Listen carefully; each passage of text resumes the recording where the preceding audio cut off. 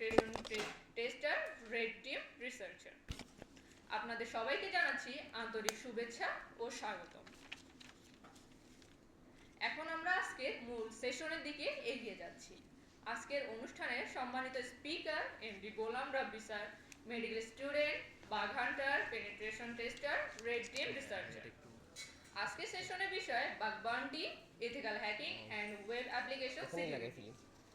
আমি আমাদের সম্মানিত এমডি গোলাম রাব্বি স্যারকে মঞ্চে এসে তার মূল্যবান জ্ঞান, বাস্তব অভিজ্ঞতা এবং দিক নির্দেশনা আমাদের সঙ্গে শেয়ার করার জন্য আন্তরিকভাবে আমন্ত্রণ জানাচ্ছি। Let's make some noise for our speaker. Sir, please come forward. The stage is yours. Hey guys, how are you people? So today we are going to talk about Bug Bounty 101. আমাদের আজকে এই ওয়ার্কশপের first session, right? So আমরা আজকে theoretical কথাবার্তা, lab setup, basic networking কেমনে কাজ করে, কি কি ভালনারেবিলিটি আমরা পেয়ে থাকি বা আমরা কই বাগ বাউন্টি করব, এগুলো নিয়ে একটু কথা বলবো। তো শুরুতে আমার ব্যাপারে একটু বলি। আমি এমডি গোলাম রাব্বি, কারেন্টলি ক্র্যানফিল্ড ইউনিভার্সিটি ইউকেতে গেস্ট লেকচার হিসেবে আছি। আমি ডেন্টিস্ট অ্যান্ড পেন টেস্টিং করতেছি, প্লাস বাগ বাউন্টি করতেছি ইয়োগোসা অ্যান্ড আদার প্ল্যাটফর্মে, এবং আমার একটা সিটিএফ টিম আছে, সেটা হচ্ছে federal bank investigation, and obviously I am a memer. Okay, আজকে আমরা কি কি টপিক নিয়ে কথা বলবো? বাগ বাউন্টি নিয়ে কথা বলতে গেলে শুরুতেই তো আমাদের সাইবার সিকিউরিটি কি জানতে হবে, তাই না? তো আগে আমরা সাইবার সিকিউরিটি কি সেটা একটু জানবো, দেন বাগ বাউন্টি এটার কোন সেকশন বা বাগ বাউন্টি কীভাবে করবো এগুলো নিয়ে একটু কথাবার্তা বলবো। And web and network basic, কারণ আমরা যখন কোনো কিছু নিয়ে কাজ করতে যাব আগে জানতে হবে আমাদের বেসিকটা ক্লিয়ার আছে। আমি হেঁটেই কথা বলি, ঠিক আছে? তাহলে আমি সবাইকে রিচ করতে পারবো। বেসিক না জানলে তো হবে না, তাই না? সো আমরা একটু আগে বেসিকটা ক্লিয়ার করবো, যে কীভাবে একটা সার্ভার কাজ করে, কীভাবে প্রোটোকলগুলো, আইপি, সিআইডিআর রেঞ্জ কেমনে কাজ করে, কেমনে ইন্টারনেটে কমিউনিকেট করে, একটা ডিভাইসকে কেমনে আইডেন্টিফাই করে, এগুলো নিয়ে একটু কথাবার্তা বলবো।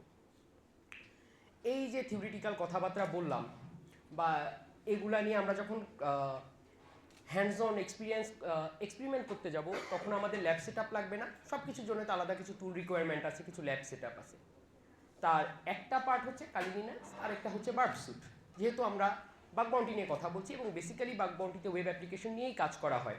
হ্যাঁ, আরও অনেক টপিক আছে, বাট আমরা ওয়েবের দিকে এই ওয়ার্কশপে ফোকাস দিব। সো এটার জন্য সবচেয়ে ইম্পর্টেন্ট টুল বার্ড স্যুট নিয়ে কথা বলবো। অ্যান্ড কালি লিনাক্সের কিছু বেসিক কমান্ড তো আমাদের জানতে হবে, তাই না? আমি একটা ওএস চালাইতেছি, মাইক্রোসফট যেরকম একটা ওএস, যারা কালি লিনাক্স সম্পর্কে জানেন একটু বলি। মাইক্রোসফট যেমন একটা ওএস, ঠিক তেমনি কালি লিনাক্সও একটা ওএস। আর এটার কিছু কমান্ড আছে, সেই কমান্ডগুলো আমরা বেসিক কমান্ড যদি না জানি তাহলে আমরা এটা অপারেট করতে পারবো না। একটা ফাইল কেমনে আমরা রিড করবো, তাই না? এই যে আমরা মোবাইল চালাই, যা কিছু চালাই, এটা কিন্তু ব্যাকএন্ডে সব কিছুর লিনাক্সই চলতেছে। সো এটার আমরা একটা বেসিক কমান্ড জানবো, এগুলো কীভাবে কাজ করে, কেমনে একটা ফাইল রিড করবো, কেমনে রাইট করবো, এগুলো। দেন আমরা যে বাগ বাউন্টি করবো, বাগ বাউন্টি করতে গেলে আমরা বাগ সম্পর্কে জানতে হবে না? বাগ সম্পর্কে জানতে গেলে কি কি বাগ আছে, বা লাস্ট ইয়ার কোন বাগগুলো টপ 10 ছিল, সেগুলোর একটা গাইডলাইন হচ্ছে হোয়াটসঅ্যাপ টপ 10। এখানে লাস্ট ইয়ারে কি কি টপ বাগ সাবমিট হয়েছে বা কোন বাগগুলো বেশি ওয়ার্ল্ড ওয়াইড ওয়েবে এফেক্ট করছে, সেগুলো নিয়ে র্যাঙ্কিং করা হয়, সেটা নিয়ে আমরা একটু জানবো। লাস্ট ইয়ার মানে 2025 সালে কি কি হোয়াটসঅ্যাপ টপ 10-এ র্যাঙ্ক করছে। আরেকটা জিনিস আজকে আমি টাচ করব, সেটা হচ্ছে HTML অ্যান্ড জাভাস্ক্রিপ্ট বেসিক। কারণ আমরা যখন একটা কমন বাগ হচ্ছে এক্সএসএস নিয়ে যখন আমরা কথা বলতে যাব, আমাদের আগে এক্সএসএস কীভাবে কাজ করে সেটা জানতে হবে না, তার বেসিক জানতে হবে না। সেটার বেসিক হচ্ছে HTML অ্যান্ড জাভাস্ক্রিপ্ট। সো আমরা এই দুইটা টপিক, এটা আমরা হ্যান্ডস অন আজকে কভার করব।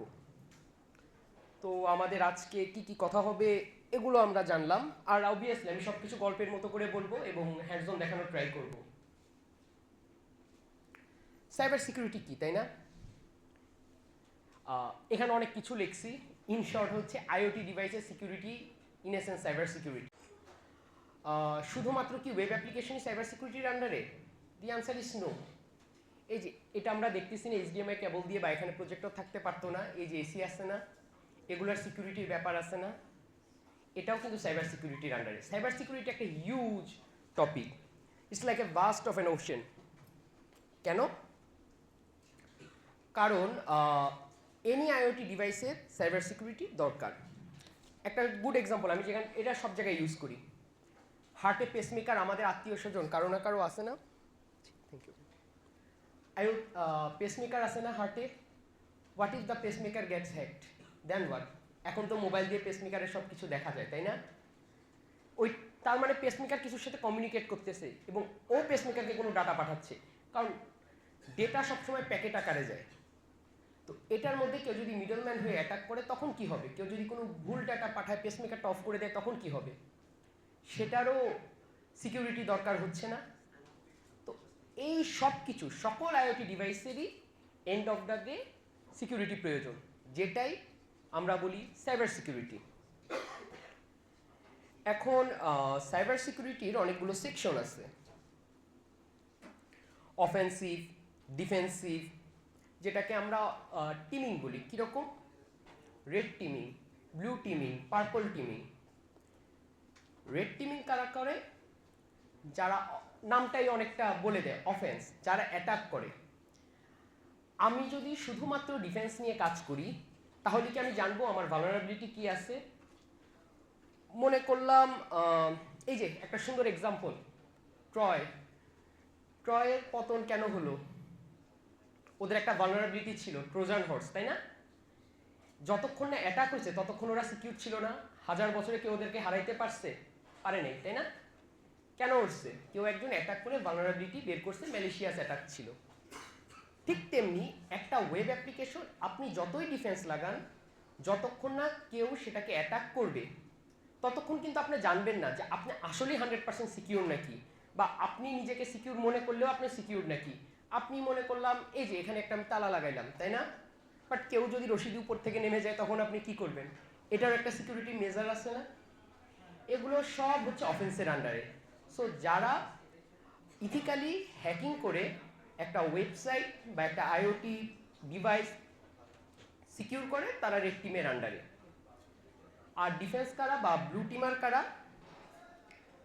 যারা আপনার ডিফেন্সের কাজ করবে, লাইক একটা ভালনারেবিলিটি আছে, এটা ফিক্স কি হবে, বা আমার ওয়েবসাইটে অ্যাটাক হয়ে গেল, কোনো কারণে কম্প্রোমাইজ হয়ে গেল, তখন আমার ইনিশিয়াল স্টেপস কি হবে?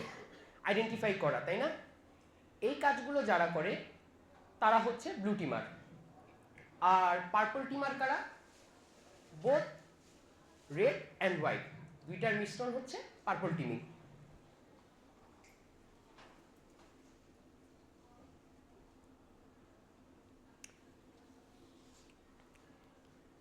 এখন এই যে আমরা বাগ বাউন্টি নিয়ে কথা বলবো, আমাদের আগে একটু ক্যারিয়ার ডিমান্ড জানতে হবে না? কেন আমি শিখবো? এই যে আপনারা রেজিস্ট্রেশন করছেন, আপনাদের তো জানতে হবে, কারণ এন্ড অফ দ্য ডে ছেলে কি করে কিছু তো একটা বলতে হবে, তাই না? বাসায় তো কিছু একটা আনসার দিতে হবে। সো রিসেন্টলি সাইবার সিকিউরিটি অনেক বেশি ফেমাস হয়েছে। কেন? এটা এখন একটা কমপ্লায়েন্স, এবং কমপ্লায়েন্স টিকমার্ক দিতে হলেও কাউকে না কাউকে তো হায়ার করতে হবে, তাই না? এই যে ব্যাংকে কিন্তু এখন কমপ্লায়েন্স ফলো করতে হয়, অডিট রিপোর্টে একটা সাইবার সিকিউরিটি রিপোর্ট পাঠাতে হয়, তাহলে ব্যাংকের লাগতেছে। এই যে আমরা অনলাইন থেকে অর্ডার করি না, অনেক প্রোডাক্ট তো অর্ডার করি, এখন তো সব কিছুই আমরা অনলাইন থেকে অর্ডার করতেছি। তো এই প্রোডাক্টে আমরা যখন পে করি, আমরা বিকাশে পে করি, আমরা ক্রেডিট কার্ডে পে করি না? যদি কেউ আপনার ক্রেডিট কার্ড ডেটা চুরি করে নিয়ে যায়, আপনার বিকাশ থেকে মিডলম্যান হয়ে টাকাগুলো তার অ্যাকাউন্টে নিয়ে যায়, এটার সিকিউরিটির একটা ব্যাপার আছে না? তাহলে আমাদের অনলাইন বেস যত কিছুই আছে সব কিছুর জন্য প্রত্যেকটা সেক্টরে এখন সাইবার সিকিউরিটি লাগতেছে। এমনকি এটা বাদ দিই, আমরা যে বাসায় রাউটার চালাই না, what if router gets hacked, তখন কি হবে? তখন কিন্তু এই রাউটারে যতগুলো ডিভাইস আছে তারা যেই কমিউনিকেশনগুলো করতেছে সেগুলো কম্প্রোমাইজ হচ্ছে। লাইক আপনি google.com-এ কোনো কিছু যেতে চাচ্ছেন, আপনাকে রিডিরেক্ট করে গুগলের মতো দেখতে একটা ম্যালিশিয়াস ওয়েবসাইটে নিয়ে যাচ্ছে, তখন সেটাও তো একটা ভালনারেবিলিটি। তো প্রত্যেকটা সেক্টরেই এখন সাইবার সিকিউরিটি লাগতেছে। সো ক্যারিয়ার ডিমান্ড কারেন্টলি অনেক বেশি। আর কারা আসতে পারবে সাইবার সিকিউরিটিতে? শুরুতেই বলছি আমি কিন্তু মেডিকেল ব্যাকগ্রাউন্ডের, আমি সার্ভাইভ করতে পারলে আপনারাও সার্ভাইভ করতে পারবেন। সো এমন না যে আমি সিইসি নিয়ে পড়ছি শুধুমাত্র আমি সাইবার সিকিউরিটি করবো। আপনি যে সেক্টরে হন, আপনি যদি প্যাশনেট হন, you can obviously success.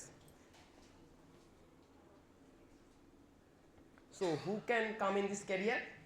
Everyone. And the demand of cybersecurity is very high right now. Bug bounty কি? বাগ বাউন্টি হচ্ছে pay to win, pay to hack. বিভিন্ন প্ল্যাটফর্ম আছে like HackerOne, Bugcrowd, yes we hack, Yogosha. এখানে Fortune 500 কোম্পানিকেই ধরি, ওরা সবাই কিন্তু যার যার মতো বাগ বাউন্টি প্রোগ্রাম রান করে। কেন? আপনি যখন ধরলাম আপনার ফরচুন 500 কোম্পানির একজন, আপনি 50 জনকেই সাইবার সিকিউরিটি স্পেশালিস্ট হায়ার করলেন এবং তারা রেগুলার রেড টিমিং করতেছে, ব্লু টিমিং করতেছে, তার মানে কি আপনি secure? The answer is no. কারণ 50 জন 50 ভাবে চিন্তা করে, কিন্তু যখন আপনি একটা বাগ বাউন্টি প্ল্যাটফর্ম রান করবেন বা আরডিপি সেলফ হোস্টেড রান করবেন, তখন কিন্তু এটা ক্রাউড সোর্স হয়ে যাচ্ছে। তখন কিন্তু 1000 পিপল এখানে টেস্ট করতেছে। সো 1000 পিপলের চিন্তা ভাবনা 1000 রকম। আর বাগ বাউন্টির সবচাইতে মেন যে বেসিক কনসেপ্ট সেটা হচ্ছে you have to think outside of the box. আপনি যদি রেগুলার চিন্তা ভাবনা করেন তাহলে কিন্তু আপনি বাগ বাউন্টি করতে পারবেন না, বাগ বাউন্টি আপনার জন্য না। তো নিশ্চয়ই 50 জনের আউটসাইড অফ দ্য বক্স চিন্তা ভাবনা 1000 জনের থেকে কম। তাই সব কোম্পানি এখন ক্রাউড সোর্সিং করে এবং সনি থেকে শুরু করে ডাচ গভর্নমেন্ট সবাই কিন্তু তাদের নিজস্ব সেলফ হোস্টেড হোক বা প্ল্যাটফর্মে হোক প্রোগ্রাম রান করতেছে। তারা হয় সোয়াগ দিচ্ছে বা মনিটারি রিওয়ার্ড দিচ্ছে। এটাই মেনলি বাগ বাউন্টি। একটা প্রোগ্রাম রান হচ্ছে, একটা প্ল্যাটফর্ম রান হচ্ছে, যেখানে আপনি যাবেন, রেজিস্টার করবেন এবং আপনি পেন টেস্টিং শুরু করবেন বা বাগ বাউন্টি শুরু করবেন। আপনি একটা ভালনারেবিলিটি রিপোর্ট করবে, ওরা যদি মনে করে এটা ভ্যালিড, এটার ইম্প্যাক্ট অনুযায়ী আপনাকে পে করবে। দ্যাটস ইট।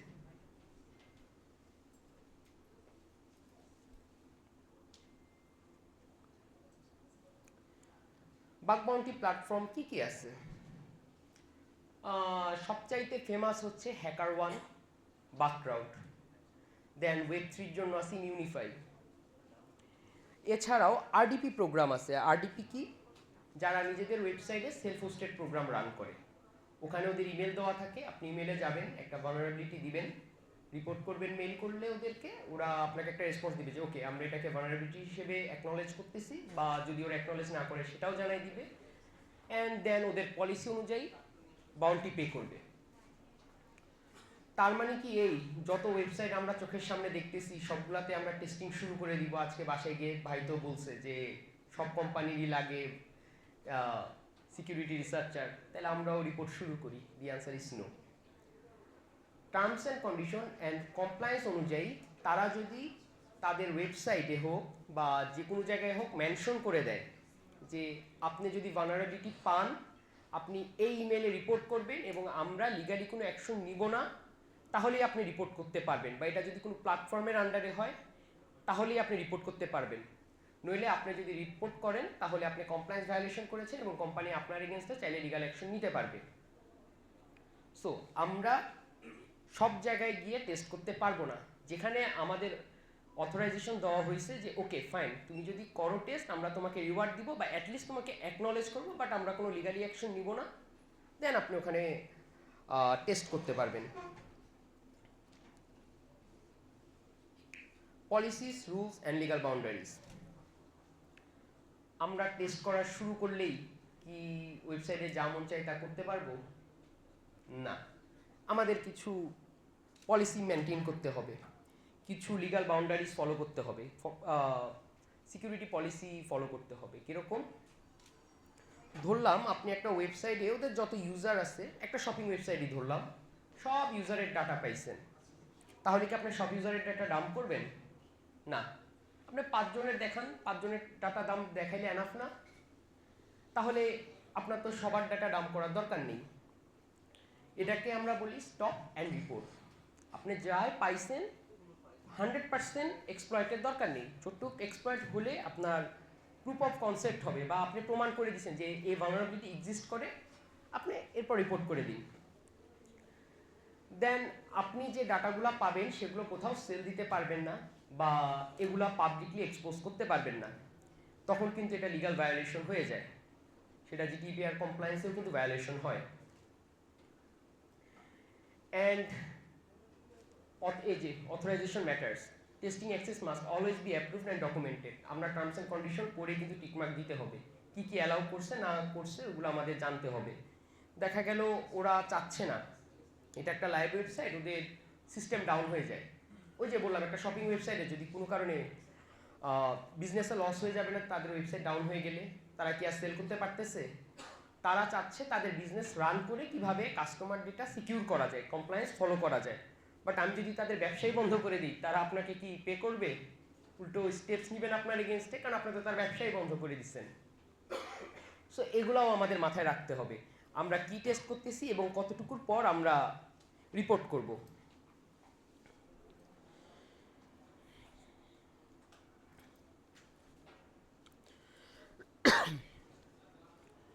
এতক্ষণ আমরা সব আমাদের কি করা উচিত বা বাউন্ডারি কি এগুলো নিয়ে কথা বললাম, কিন্তু এর আগে কিভাবে নেটওয়ার্ক কাজ করে, ওয়েবসাইট কেমনে কাজ করে, সার্ভার কি, এগুলো নিয়ে একটু জানা লাগবে না? আমরা সেগুলো একটু জানি। ওয়েব আসলে জিনিসটা কি, ওয়েবসাইট আসলে কই থাকে? একটা সার্ভারে থাকে নিশ্চয়ই। তো সার্ভার কেমনে কাজ করে? সার্ভার মেইনলি সার্ভার আসলে কি? সার্ভার হচ্ছে একটা কম্পিউটার যেটা ইন্টারনেটের সাথে কানেক্টেড এবং যে কেউ অ্যাক্সেস করতে পারবে, তার একটা রিয়াল আইপি আছে।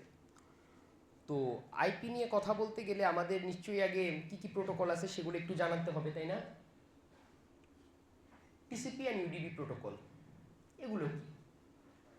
আমরা আচ্ছা, ফিফা বিশ্বকাপ আমরা দেখতেছি না সবাই অনলাইনে? সবাই তো দেখতেছি। কিভাবে কাজ করতেছে, কোন প্রোটোকলে কাজ করতেছে, আমাদের একটু প্রশ্ন জাগে না? এটা কাজ করতেছে, আমরা যখন ভিডিও স্ট্রিমিং করি সেটা কাজ করে ইউডিপিতে। কেন? ইউডিপি প্রোটোকল হচ্ছে fast, but is it reliable? The answer is no. UDP protocol reliable না। এখানে অনেক, আমি আগে বলছিলাম ডাটা অলওয়েজ প্যাকেট আকারে যায়, কিছু প্যাকেট মিসিং যায়, বাট ফাস্ট হচ্ছে তো, তাই না? আমরা তো ফাস্ট স্ট্রিম করতে পারতেছি, আমরা তো লাইভ দেখতেছি। আর কই তাহলে আমাদের ফাস্ট স্পিড দরকার, রিলায়েবিলিটি থেকে স্পিডটা বেশি ইম্পর্ট্যান্ট। গুড এক্সাম্পল হচ্ছে গেম। আমরা যখন গেম খেলি তখন পিং ম্যাটার করে না? সেখানেও কিন্তু তাহলে আমাদের কোন প্রোটোকল কাজ করতেছে যেখানে আমাদের ফাস্ট আউটপুট লাগতেছে? ইউডিপি। আর টিসিপি কখন লাগবে? যেখানে আমার দরকার রিলায়েবিলিটি, সেক্ষেত্রে আমরা টিসিপি ইউজ করব। লাইক এসএসএইচ প্রোটোকল দিয়ে আমরা সার্ভারে কানেক্ট করি না, ওগুলোর ক্ষেত্রে বা ইমেল টিমেলের ক্ষেত্রে আমাদের টিসিপি লাগে। শুধুমাত্র কি এইগুলোই আছে? না, আরও অনেক কিছু কিন্তু আছে। লাইক কুইকের কাজ কি? টিসিপি অ্যান্ড ইউডিপির মিক্সচার। তারপর আমরা এই যে এসএমএস পাঠাই না, এসএমএস কিসের মাধ্যমে কাজ করে? সেটাও কিন্তু আপনার আলাদা প্রোটোকল হচ্ছে এসসিটিপির মাধ্যমে। তো আলটিমেটলি সব কিছুই কিন্তু এই প্রোটোকল, বাট মোস্ট ইউজ হচ্ছে টিসিপি অ্যান্ড ইউডিপি। এগুলো দিয়ে আমরা পুরো ইন্টারনেটটা ইউজ করতেছি। এখন একটা ওয়েবসাইটে যে গেলাম, এই ওয়েবসাইটের অ্যাড্রেস কেমনে অ্যাক্সেস হয়? আমরা সবাই আইপি অ্যাড্রেসের কথা শুনছি না? আইপি অ্যাড্রেস কেমনে কাজ করে বা আইপি অ্যাড্রেসের দরকার কি? এই যে আমার ল্যাপটপটা ইন্টারনেটের সাথে কানেক্টেড না, ও কেমনে বুঝতেছে এই ওয়েবসাইটের কাছে যাব? নিশ্চয়ই সব কিছুর একটা আইপি আছে। এই আইপিটা আপনার প্রত্যেকটা ডিভাইসকে আলাদা আলাদা করে একটা আইডেন্টিফিকেশন দেয় ইন্টারনেটে। কীরকম? একটা সিম্পল আইপি লিখি আমি, ধরলাম একটা রাউটারের আইপি আমি লিখি।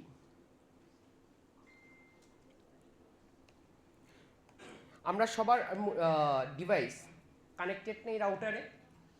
এখন রাউটার প্রত্যেকটা ডিভাইসকে আলাদা আলাদাভাবে কেমনে চিনতেছে? কারণ আপনি যখন ডাউনলোড করতেছেন কোনো ডাটা, আপনার কাছে তো প্যাকেট আসতেছে, তাই না?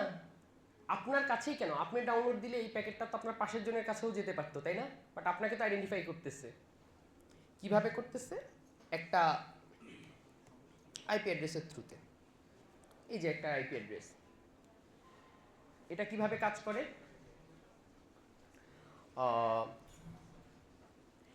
আমাদের রাউটার যখন নেটের সাথে ইন্টারনেটের সাথে কানেক্টেড হয়, সেখান থেকে প্রত্যেকটা ডিভাইসকে আলাদা আলাদা তাদের ম্যাক অ্যাড্রেস বা ডিভাইস সিগনেচার অনুযায়ী একটা করে আইপি অ্যাড্রেস অ্যাসাইন করে। আইপি অ্যাড্রেস কীভাবে হতে পারে?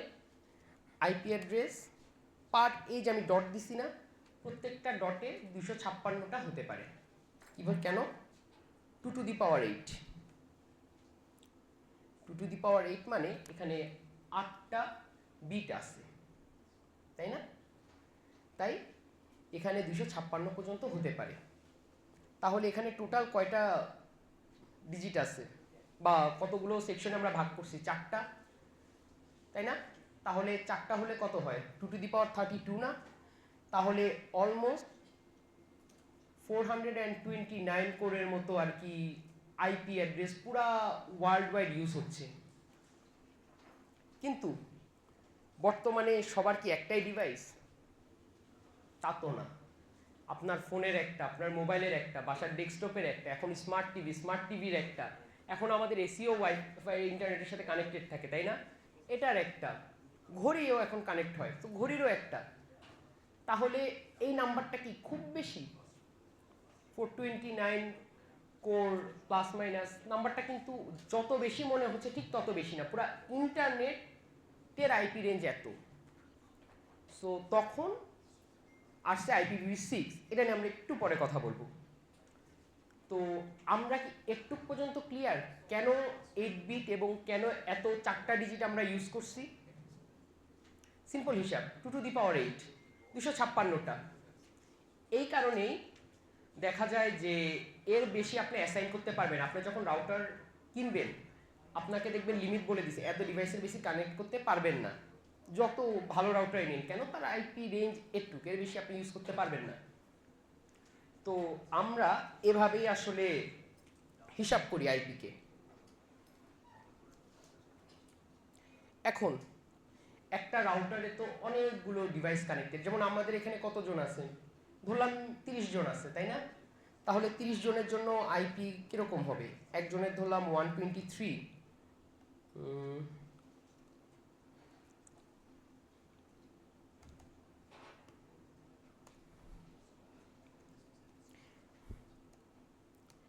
and so on, তাই না? এখন এটা কি আমরা বারবার এভাবে টাইপ করব যে 1 2 3 4 লাস্টে? এটা অনেক হ্যাসেল না? আমি যখন কাউকে এক্সপ্রেস করতে যাব যে আপনার রাউটারে কয়টা ডিভাইস কানেক্টেড, তখন আমাদের একটু সুন্দর শর্টকাট ফর্মে বলা লাগবে না? এই শর্টকাট ফর্মে বলার আইডিয়া থেকেই আসছে সিআইডিআর রেঞ্জ। এখন প্রশ্ন হতে পারে, ভাই কেন আমাকে কেউ জিজ্ঞেস করবে আমার রাউটারে কয়টা ডিভাইস কানেক্টেড? আমি তো লিমিটেড ডিভাইসেস। কিন্তু আপনি যখন মাল্টি বিলিয়ন ডলার কোম্পানি চালাবেন, আপনার কি সার্ভার একটা? আপনার কি একটা ওয়েবসাইট? আপনার তো 1000+ ওয়েবসাইট, তাই না? সেগুলোর তো প্রত্যেকটা নিজস্ব আইপি অ্যাড্রেস আছে। এক আইপি অ্যাড্রেস কি চলতেছে? The answer is no. তো আপনাকে সেটা তো রিপ্রেজেন্ট করতে হবে। আপনার যে সক আছে, মানে যে ডিফেন্সের কাজ করতেছে, তার কাছে তো বলতে হবে ওকে আমার আইপি এতগুলা। আপনি কি একটা একটা করে লিখে লিখে দিবেন 40,000 50,000 আইপি? পসিবল না। তখন আপনি কি করবেন? আপনি একটা শর্টকাট মেথড ইউজ করবেন, একটা নিউমেরিক্যাল এক্সপ্রেশন ইউজ করবেন। সেটার থেকে আসছে সিআইডিআর রেঞ্জ। আমার কথাগুলো খুব থিওরিটিক্যাল লাগতেছে, তাই না? কিন্তু আজকের টপিকটাই থিওরিটিক্যাল। সিআইডিআর রেঞ্জ কিভাবে কাজ করে? ধরলাম এই রাউটারে 255 জন কানেক্ট হতে পারে, বা 256 জনই টেকনিক্যালি ধরলাম, বাট এই ব্যাপারেও আমরা একটু পরে কথা বলতেছি। তাহলে আমরা এটা কেমনে এক্সপ্লেইন করব? 192.168.0.1/24। এখন প্রশ্ন আসবে, ভাই আপনি 24 কেন লিখলেন? 256টা এক্সপ্লেইন করার জন্য। এক্ষেত্রে ম্যাথমেটিক্যাল থিওরি হচ্ছে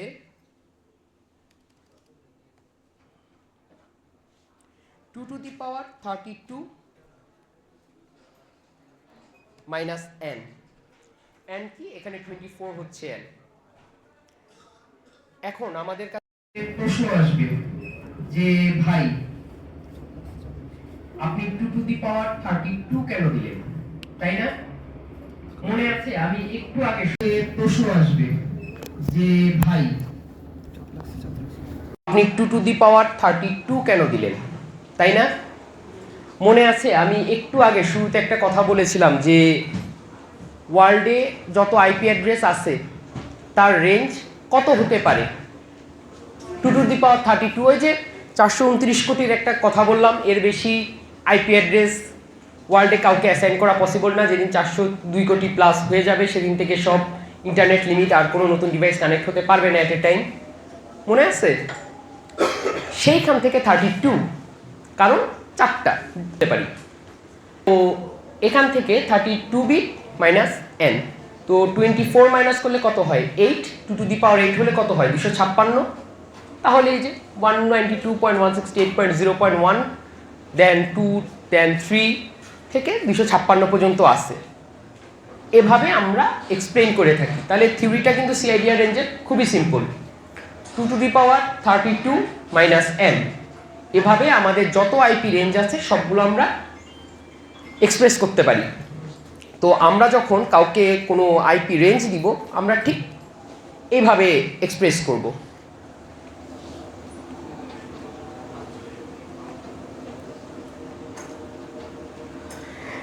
আচ্ছা, পোর্টসে যাওয়ার আগে একটা ছোট এক্সাম্পল দিই। IPv6 কি? আমি বললাম ডিভাইসের সংখ্যা অনেক বাড়তেছে, তাহলে এই লিমিট ক্রস করে গেলে আমার ব্যাকআপ কি? সেই ব্যাকআপটা হচ্ছে IPv6। কেন? সেখানে 16 বাইট ইউজ হয়। IPv4 কত হয়? 4টা বাইট, ওই যে 32 বিট। তো সেখানে কিন্তু আপনার 16 বাইট ইউজ হচ্ছে। এইখান থেকে IPv6-এর আবির্ভাব হয়েছে বলা যায়। এখন আমরা FTP থেকে ফাইল নামাই না? ক্র্যাক গেম যখন নামাই তখন আমরা কই থেকে নামাই? নিশ্চয়ই কোনো FTP সার্ভার থেকেই তো নামাই। ফার্স্ট ডাউনলোড হয়, তাই না? BDIX সার্ভার থেকে।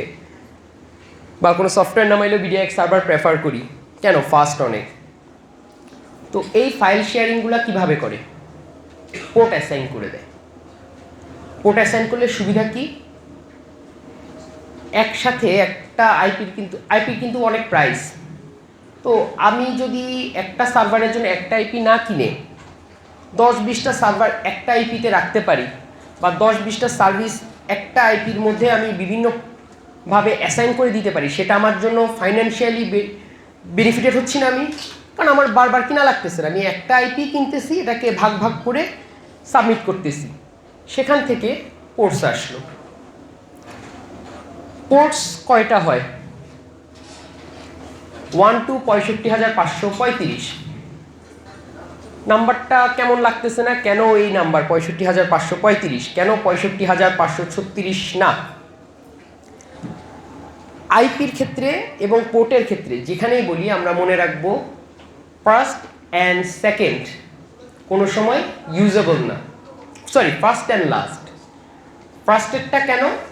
ফার্স্টেরটা হচ্ছে যেটাতে আপনি কন্ট্রোল করতেছেন, লাইক 192.168.0.1 বা 192.168.1.1। আপনার রাউটারে কিন্তু লগ ইন করেন এই আইপি দিয়ে। আমরা বাসার রাউটার যখন সেট আপ করি তখন আমরা কোন আইপি দিয়ে করি? একদম ফার্স্টটা দিয়ে করি না? ফার্স্ট বিট দিয়ে করি না? তাই অলওয়েজ আমাদের ফার্স্ট বিটটা রিজার্ভ থাকে এবং লাস্ট বিটটাও কিন্তু রিজার্ভ থাকে।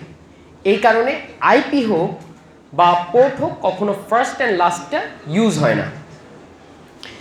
এখন আমরা পোর্টে কী কী জিনিস অ্যাসাইন করতে পারি?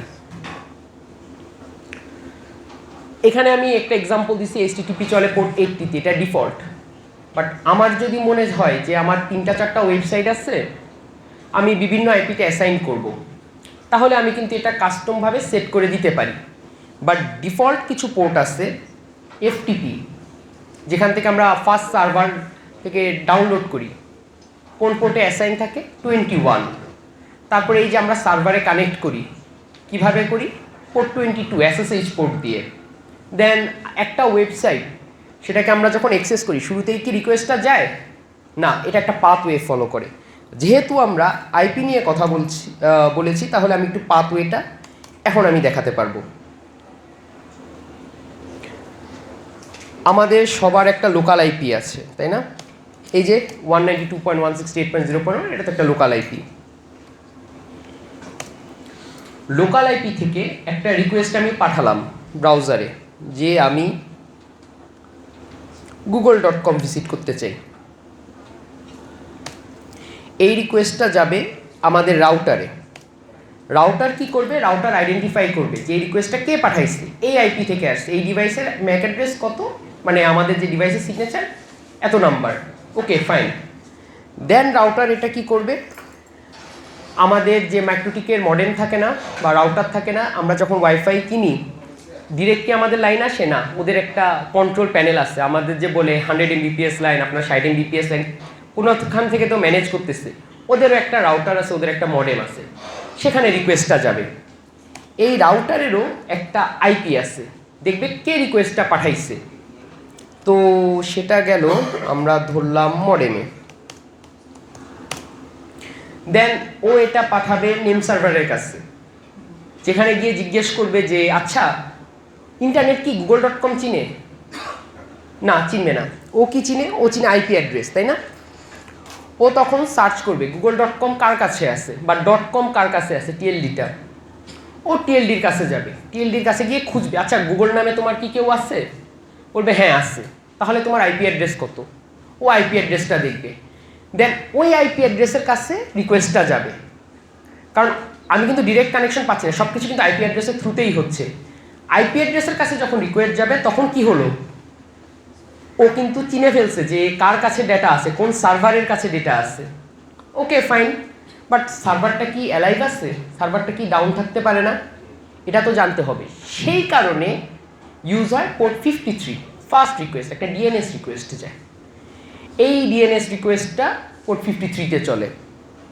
যখন দেখবে ওকে ফাইন আমি একটা রেসপন্স পাইছি, তার মানে এটা অ্যালাইভ আছে, দেন আমি কি করতে পারি, দেন ওকে আমি জিজ্ঞেস করবো তোমার কাছে কি এই ইউআরএল আছে বা এই পার্টটা আছে, যদি থাকে তুমি আমাকে এই ডাটা সার্ভ করো। দেন ডাটাটা আবার রিভার্স পাতে আসে, শুরুতে ধরলাম মডেমের কাছে আসবে, আপনার লোকাল আইএসপির কাছে যেটা আছে।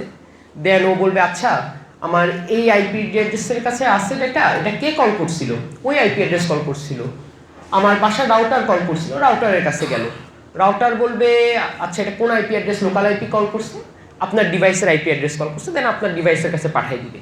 কমিউনিকেশন কিন্তু পুরাটাই হচ্ছে কি কার থ্রুতে, আইপি অ্যাড্রেসের থ্রুতে।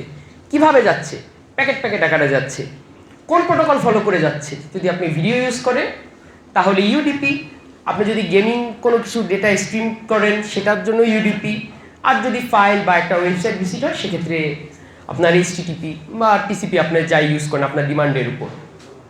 এতক্ষণ ধরে যা বলছি সব কি এখন রিলেট করা যাচ্ছে, ওয়েবসাইট কেমনে কাজ করে, সার্ভার কেমনে কাজ করে। এখন আমরা বলবো সার্ভার কি হতে পারে। এই যে আমাদের সবার ল্যাপটপ আছে না এখানে হাতে, এই ল্যাপটপগুলোও কিন্তু এক একটা সার্ভার।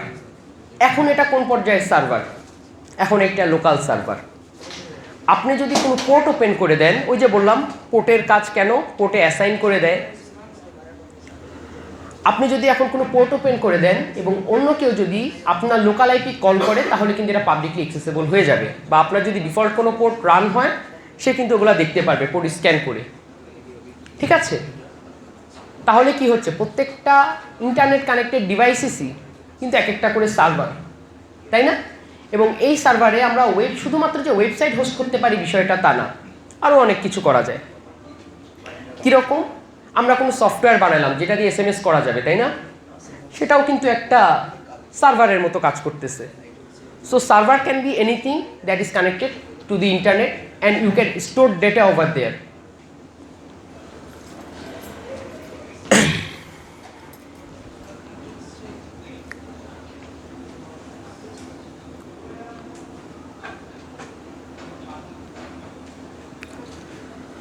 এখন ডিএনএস রেকর্ড কি মনে আছে, আমি বলছিলাম গুগলের কাছে google.com নিয়ে যখন আমি সার্চ করছি ও আইপি অ্যাড্রেসটা বের করছে। এই রেকর্ডটা কার কাছে থাকে, এগুলার প্রত্যেকটারই একটা ডিএনএস রেকর্ড আছে, এটাকে আমরা বলি ডোমেইন নেম সার্ভার। এখানে কি কি থাকে, এখানে কয়েক রকমের রেকর্ড থাকতে পারে। এখানে সবচাইতে ফেমাস হচ্ছে সিনেম। সিনেম কি, আমরা অনেক সময় দেখা যায় একটা ওয়েবসাইট ভিজিট করলে আরেকটা ওয়েবসাইট ওপেন হয়ে যায়, হয় না এরকম রিডিরেক্ট করে নিয়ে যায় না, এই যে ম্যালিশিয়াস ওয়েবসাইটগুলো যেটা করে। কেন এরকম হয়, ওরা কি করে, সিনেমের মধ্যে আরেকটা ওয়েবসাইট পয়েন্ট করে দেয়। বাট তারপরও তো একটা সিনেম লাইক ধরলাম একটা ওয়েবসাইট example.com, ওইটার সিনেম যদি আমি evil.com-এ পয়েন্ট করে দেই, তাহলে আমি যখন example.com ভিজিট করব আমি কার ডাটা পাবো? evil.com-এর। ইয়েস, এভাবে সিনেম কাজ করে। বাট আলটিমেটলি কি সিনেম দিয়ে হচ্ছে? আমার আইপি অ্যাড্রেসটা লাগবে না, কারণ আমি শুরু থেকেই বলতেছি আমাদের কিন্তু আইপি অ্যাড্রেসটা ছাড়া অরিজিনটা আমি পাবো না। কোন সার্ভারে হোস্ট করা আছে, সার্ভার তো চিনেই আইপি অ্যাড্রেস দিয়ে, তাই না? এটার জন্য যে রেকর্ড ইউজ করে ডিএনএস, সেটা হচ্ছে এ রেকর্ড। এ রেকর্ড হচ্ছে IPv4। কিন্তু আমি যে বললাম IPv4 আস্তে আস্তে শেষ হয়ে যাবে, কারণ ডিভাইসের সংখ্যা অনেক বাড়তেছে, সার্ভারের সংখ্যা অনেক বাড়তেছে। আমার এটার একটা সাবস্টিটিউট লাগবে না, যেটা ইমপ্লিমেন্ট করতে হবে লাইক 2028 বা 2013 এর পর থেকে, কারণ এর মধ্যেই এক্সপেক্ট করা যায় যে IPv4 এর লিমিট শেষ হয়ে যেতে পারে। তখন আমি কি করব? তখন 4A রেকর্ড, এটার কাজ কি? এটা IPv6 দিয়ে অ্যাসাইন করা, এবং এটা এত হিউজ নাম্বার যে এটা আশা করা যায় শেষ হবে না। And NS record, name server. NS record প্রত্যেকটারই কোনো না কোনো নেম সার্ভারে হোস্ট করা লাগে। এই যে একটা সিম্পল এক্সাম্পল দিই, google.com-এ যখন আমি যাই, দেখবেন অস্ট্রেলিয়ার একজন যখন কোনো কিছু সার্চ দিবে তার লোগো একরকম, আপনি যখন সার্চ দিবেন আপনার লোগো আরেক রকম। কেন? ওরা লোকালি কিছু জায়গায় হোস্ট করে রাখে আপনার রিজিয়নের বেসিসে। এটার উপর বেস করে NS রেকর্ডটা পয়েন্ট আউট করে দেয়, ওকে এখানে গেলে সুবিধা হবে, এই রিজিয়নের জন্য এটা ফাস্ট হবে, এটা শর্টকাটে নেম সার্ভার এটা অ্যাসাইন করে দেয় ইন এসেন্স। তো এখন একটা কথা বলি, যদি কোনোভাবে কোনো ওয়েবসাইটের আপনি নেম সার্ভার টেক ওভার করেন, তখন কি হবে? ওই রিজিয়নের যত ওয়েবসাইট আছে, ওর যত সাবডোমেন আছে, ফুল অ্যাসেট আপনি টেক ওভার করতে পারবেন। এবং এটাই একটা গ্লোবাল মাস 0 ডে বের হয়েছিল, যেটার জন্য অনেক বড় বড় কোম্পানি গুগল থেকে শুরু করে সবার ওয়েবসাইট টেক ওভার হয়েছিল। কেমনে? একটা নেম সার্ভার রেকর্ডের এক্সপায়ারি ওরা চেক করে নেয়, এ কারণে।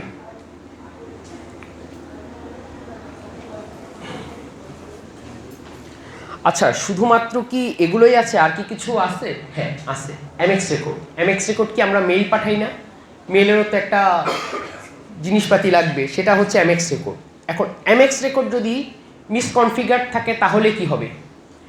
দেখবেন রিসেন্টলি আমার ইমেলে যেটা আসতেছে, অ্যামাজন থেকে বলবে যে আপনার ক্রেডিট কার্ডের বিল এক্সপায়ার করতেছে, আপনাকে পে করা লাগবে, অ্যাকশন রিকোয়ার্ড, এখানে ক্লিক করেন। একদম অরিজিনাল অ্যামাজনের মতো মেইল আসতেছে। কেন? ওয়েল, সামহাও তাদের MX রেকর্ডের কোনো মিসকনফিগারেশনের জন্য সেটা টেক ওভার হয়েছিল। তার জন্য আপনি যদি admin@amazon.com থেকেও মেইল আসে, সেটাও আপনি কিন্তু জাজ করতে পারতেছেন না অরিজিনালটা কই। admin@amazon.com আইডেন্টিফাই করার কোনো ওয়ে আছে? কোনো ওয়ে নেই। বাট একটা MX রেকর্ডের জন্য কিন্তু অ্যাডমিন অ্যাকাউন্টের ইমেলও কম্প্রোমাইজ হয়ে যাচ্ছে, আপনি সেখান থেকে মেল পাঠাতে পারতেছেন। এটার ইম্প্যাক্ট কি হতে পারে? আপনি একটা ফেক রিসেট পাসওয়ার্ড রিকোয়েস্ট পাঠাইতে পারেন না, যে আপনার পাসওয়ার্ড চেঞ্জ করা লাগবে, এবং এটা ধরলাম ফেসবুক থেকেই আসলো, তাই না? ফেসবুক থেকে অফিসিয়ালি যদি কোনো মেল আসে, আপনি কি সেটা ক্লিক করবেন কি করবেন না? আচ্ছা, কোনো সমস্যা আছে? অবভিয়াসলি ক্লিক করবো। কোনখান থেকে আসছে?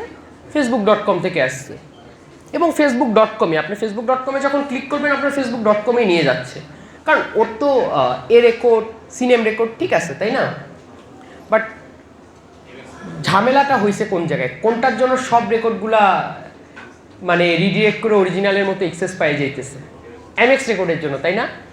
তাইলে MX রেকর্ডও কিন্তু আমাদের কাছে অত ইম্পর্টেন্ট না লাগলেও, ওয়েবসাইটে ডিরেক্ট কোনো ইমপ্লিমেন্টে বা ফাইন্ডিং করতে সমস্যা না হলেও, এটাও কিন্তু অনেক ভ্যালুয়েবল একটা জিনিস MX রেকর্ড। MX রেকর্ডের জন্য কিন্তু তাহলে ফুল অ্যাকাউন্ট বা ফুল ওয়েবসাইটের ইমেল কম্প্রোমাইজ হয়ে যাচ্ছে, রিসেট পাসওয়ার্ড দিয়ে অনেকের অ্যাকাউন্ট টেক ওভার করা যাচ্ছে।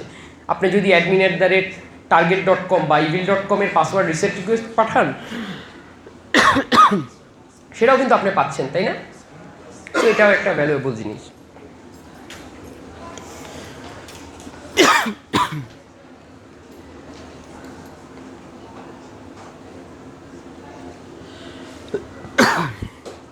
এখন আমরা তো সব কিছু নিয়ে কথা বললাম, একটা কমন এক্সাম্পল দেখাই আমি।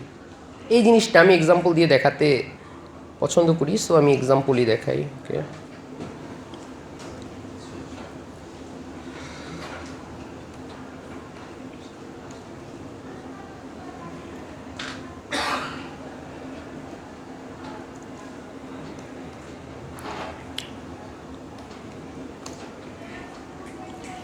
এখানে কি লেখা আসছে? নট সিকিউর, তাই না? কেন লেখা আসলো? কেন এই ওয়েবসাইটটা নট সিকিউর? আমি তো এইচটিটিপি লিখছি। এখন HTTPS দিলে কিন্তু এটা আবার লেখা আসবে যে ওয়েবসাইটটা সিকিউর, কোনো ওয়ার্নিং দিবে না। এই ক্ষেত্রে SSL সার্টিফিকেট ইউজ হয় বা TLS সার্টিফিকেট ইউজ হয়, যেটাই আপনি বলেন, এটাই সেম জিনিস। এটা একটা এনক্রিপশন। কীরকম এনক্রিপশন? অ্যাসিমেট্রিক। কেন অ্যাসিমেট্রিক? এখানে দুইটা কি থাকবে, একটা পাবলিক কি, একটা প্রাইভেট কি। আগে আমরা একটু অ্যাসিমেট্রিক নিয়ে কথা বলি, কারণ আমরা যদি কি এনক্রিপশন ইউজ করছি এবং কেন এটা সিকিউর এটা না জানি, তাহলে এই সার্টিফিকেটের ভ্যালু বা এটার ইম্প্যাক্ট কি হতে পারে সেটা আমরা বুঝবো না, তাই না? তাই আমরা একটু এনক্রিপশন নিয়ে কথা বলি।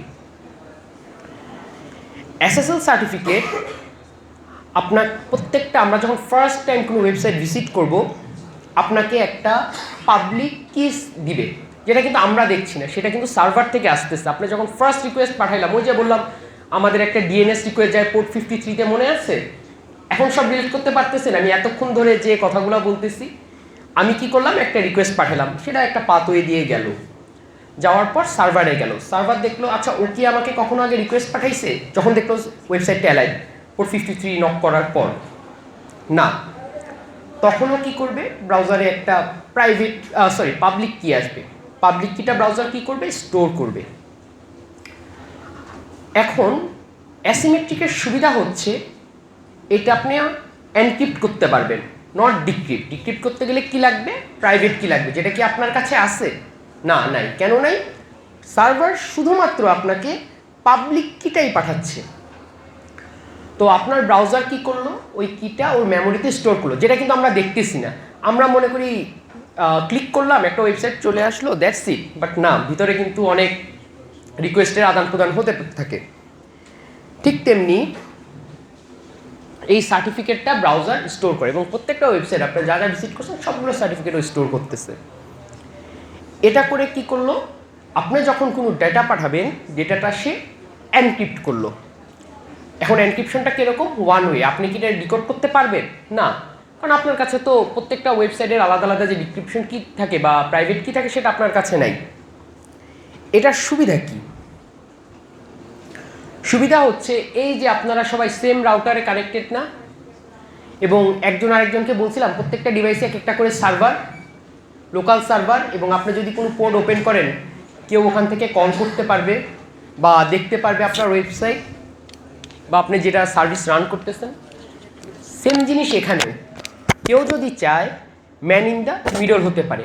আপনি রাউটারকে google.com কল করতেছেন না, সে যদি মাঝখানে থাকে, লাইক গুড এক্সাম্পল, এই পানির বোতল, এটা ধরলাম রাউটার আর এটা ধরলাম আমাদের ডিভাইস থেকে যখন রাউটারে কমিউনিকেশন যাচ্ছে, কেউ একজন মাঝখানে ইন্টারসেপ্ট করলো। কিভাবে আসলো?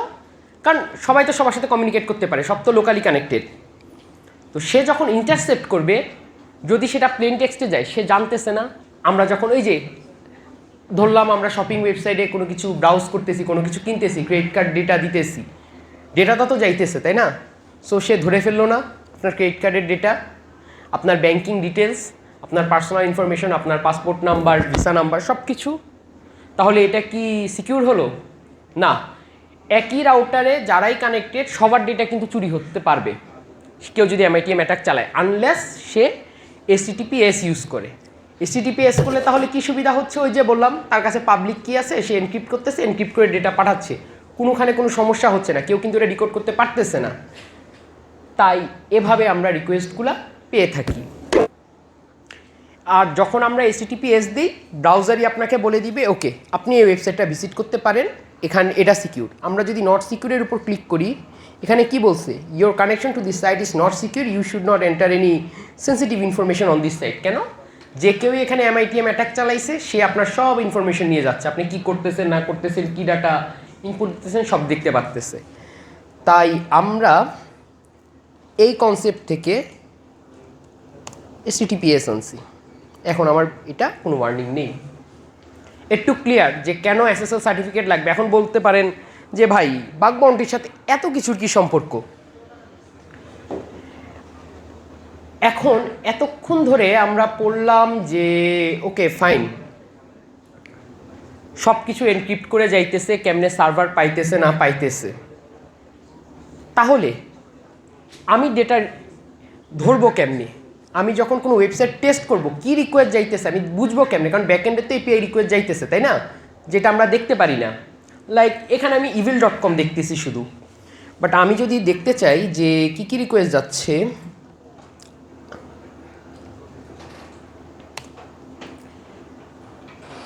শুধু কি evil.com গেছে, আরও কিছু রিকোয়েস্ট যাইতেছে না এখানে, সেরকম google.com গেলেও কিন্তু আপনি দেখতে পারবেন।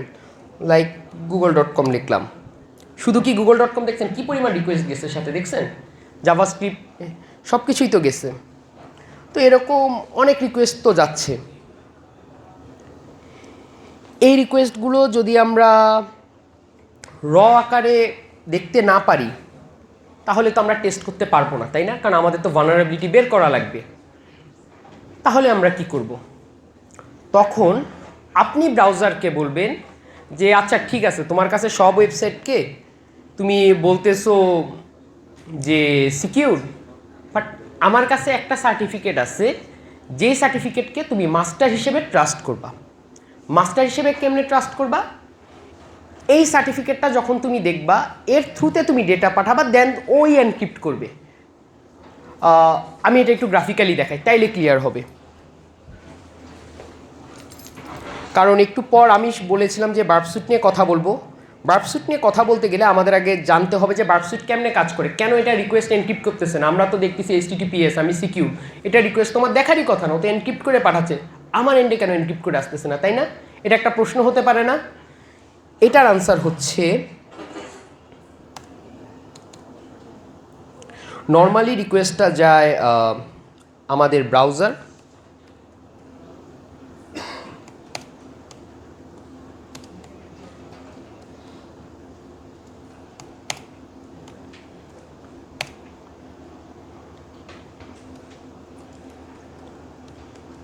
এরকম একটা পাথওয়ে ধরলাম, এবং ভাইস ভার্সা, এবং এখানেই আমার এনক্রিপশনটা হয়ে যাচ্ছে। সো আমার কোনোভাবেই ক্যাপচারের প্লেন টেক্সটে রিকোয়েস্ট দেখার কোনো ওয়ে নেই। বাট যখন আমরা একটা সার্টিফিকেট ইনস্টল করব, মাস্টার সার্টিফিকেট, যেটা আমরা ব্রাউজার থেকে, আমরা নর্মালি একটা বার্ব থেকে কিন্তু সার্টিফিকেট নামাই, যারাই আমরা বার্ব, এখানে কি আমরা কেউ বার্বস্যুট চালাইছি? হ্যাঁ, বার্বস্যুটের একটা সার্টিফিকেট ইনস্টল করা লাগছে না আমাদের ব্রাউজারে? কোনো সময় প্রশ্ন করছো কেন এটা ইনস্টল করা লাগতেছে? হ্যাঁ, কেন পারে না? এই কারণেই পারে না। আর এটার পাথওয়ে কি? পাথওয়ে হচ্ছে ও ব্রাউজারে আমরা যে সার্টিফিকেটটা ইনস্টল করি, সেই সার্টিফিকেট হচ্ছে একটা মাস্টার সার্টিফিকেটের মতো। আমরা ওকে ডিরেক্ট বলতেছি যে দেখো তুমি এটাকে ট্রাস্ট করো, এটাই তোমার মিডলম্যান, এটা তোমার মাস্টার সার্টিফিকেট, ওই এনক্রিপ্ট করবে। তো তখন কি হয়, ব্রাউজার থেকে যখন রিকোয়েস্ট যায়, বার্বস্যুট ওই যে বললাম ফার্স্ট রিকোয়েস্টকে অলওয়েজ ট্রাস্ট করে, অলওয়েজ সার্টিফিকেট একটা পাঠায়, পাবলিক সার্টিফিকেট পাঠায়। বার্বস্যুট সেখানে ফার্স্ট ওকে বলে যে এটা তোমার ফার্স্ট রিকোয়েস্ট, তুমি আমাকে পাবলিক সার্টিফিকেট পাঠাও। ব্রাউজার এনকোড করতেছে না, ব্রাউজার কাকে ট্রাস্ট করতেছে? বার্বস্যুটকে। বার্বস্যুট রিকোয়েস্টটা ধরে এনক্রিপ্ট করে পাঠাচ্ছে। সো HTTPS এর মতো সিকিউর হইতেছে, কারণ এনক্রিপশন তো হইতেছে, কে করতেছে? বার্বস্যুট করতেছে। কেমনে হলো? এই ব্রাউজার থেকে এনক্রিপশনের পার্টটার মধ্যে ঢুকে গেছে বার্বস্যুট।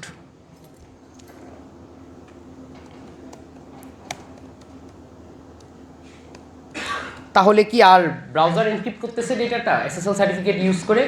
না, করতেছে আমাদের বার্বস্যুট। সো এইভাবে আর কি আমরা বার্বস্যুট দিয়ে রিকোয়েস্ট ধরতে পারি, দেন আমরা বাগ বাউন্টি বা পেনটেস্ট যাই বলি করতে পারবো। এতক্ষণ ধরে যা বলছি তা কি রিলেট করা যাচ্ছে একটু? যে কেন আমরা SSL সার্টিফিকেট নিয়ে কথা বললাম? বা কেন আমাদের সার্ভার কি, সিআইডিআর রেঞ্জ কি, IPv6 কি, কেমনে কমিউনিকেট করে জানতে পারলাম। এরটুকের মধ্যে কারো কোনো প্রশ্ন আছে? যে কোনো প্রশ্ন থাকলে করতে পারো। এনিবডি? তাহলে আমাদের কিছু এখন একটু ল্যাব সেটআপের দিকে আমরা যাব, কারণ এতক্ষণ তো অনেক থিওরিটিক্যাল কথা বলবে, একটু হ্যান্ডস অনের দিকে যাব। তার জন্য আমাদের কিছু জিনিসপাতি ডাউনলোড করা লাগবে। আমি একটা ব্রেক দিব ছোট, এর মধ্যে আশা করি সবার ডাউনলোড হয়ে যাবে, বা আমি পেন ড্রাইভে প্রোভাইড করেছি ফাইলগুলো, ওগুলো নামাইলেই হবে। সমস্যাটা মেবি বুঝতে পারছি কোনো কারণে।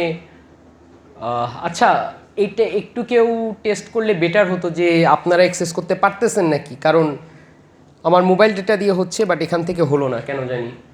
ওকে, এখান থেকে অ্যাক্সেস হচ্ছে। একটু কেউ কি চেক দিবেন এটা কি ওপেন হচ্ছে নাকি? অ্যাক্সেস হচ্ছে না। ওকে, এটা একটা বড় সমস্যা। আচ্ছা, এটা দেখছি কি করা যায়। আমাদের এখান থেকে আমি দেখিয়ে দিই কী করতে হবে।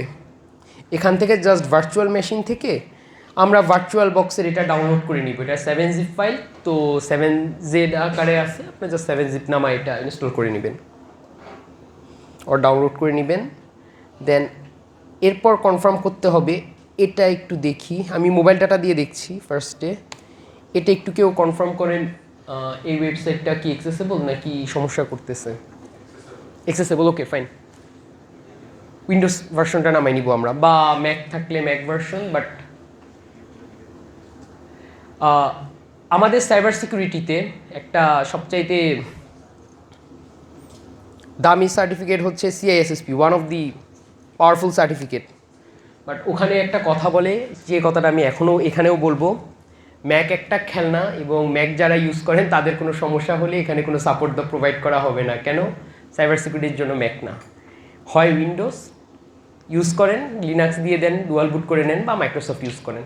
বাট ম্যাকের কিছু রেস্ট্রিকশন আছে, আপনার ডিভাইস আপনি 100% ইউজ করতে পারবেন না, ওরা কিছু রেস্ট্রিক্ট করে দেয়। আপনার ডিভাইস আপনি উইন্ডোজ দেন, লিনাক্স দেন, আপনার যদি মনে চায় আমি এটা আগুন লাগাই দিব, you can do that easily. They don't care, এবং that's how it should be. So don't go for Mac, buy an Windows. এখান থেকে আমরা উইন্ডোজ ভার্সনটা নামাই নিব ভার্চুয়াল বক্সের। অ্যান্ড এই তিনটা আমাদের একটু নামানো লাগবে। আমি কি টাইম দিব নামানোর জন্য? একটা ব্রেকের মতো করে 15 মিনিট। ওকে, তাহলে এটা বেটার হবে। আমি ইউআরএলগুলো ওপেন করে রাখছি, আপনারা এখান থেকে নামাই নিতে পারবেন।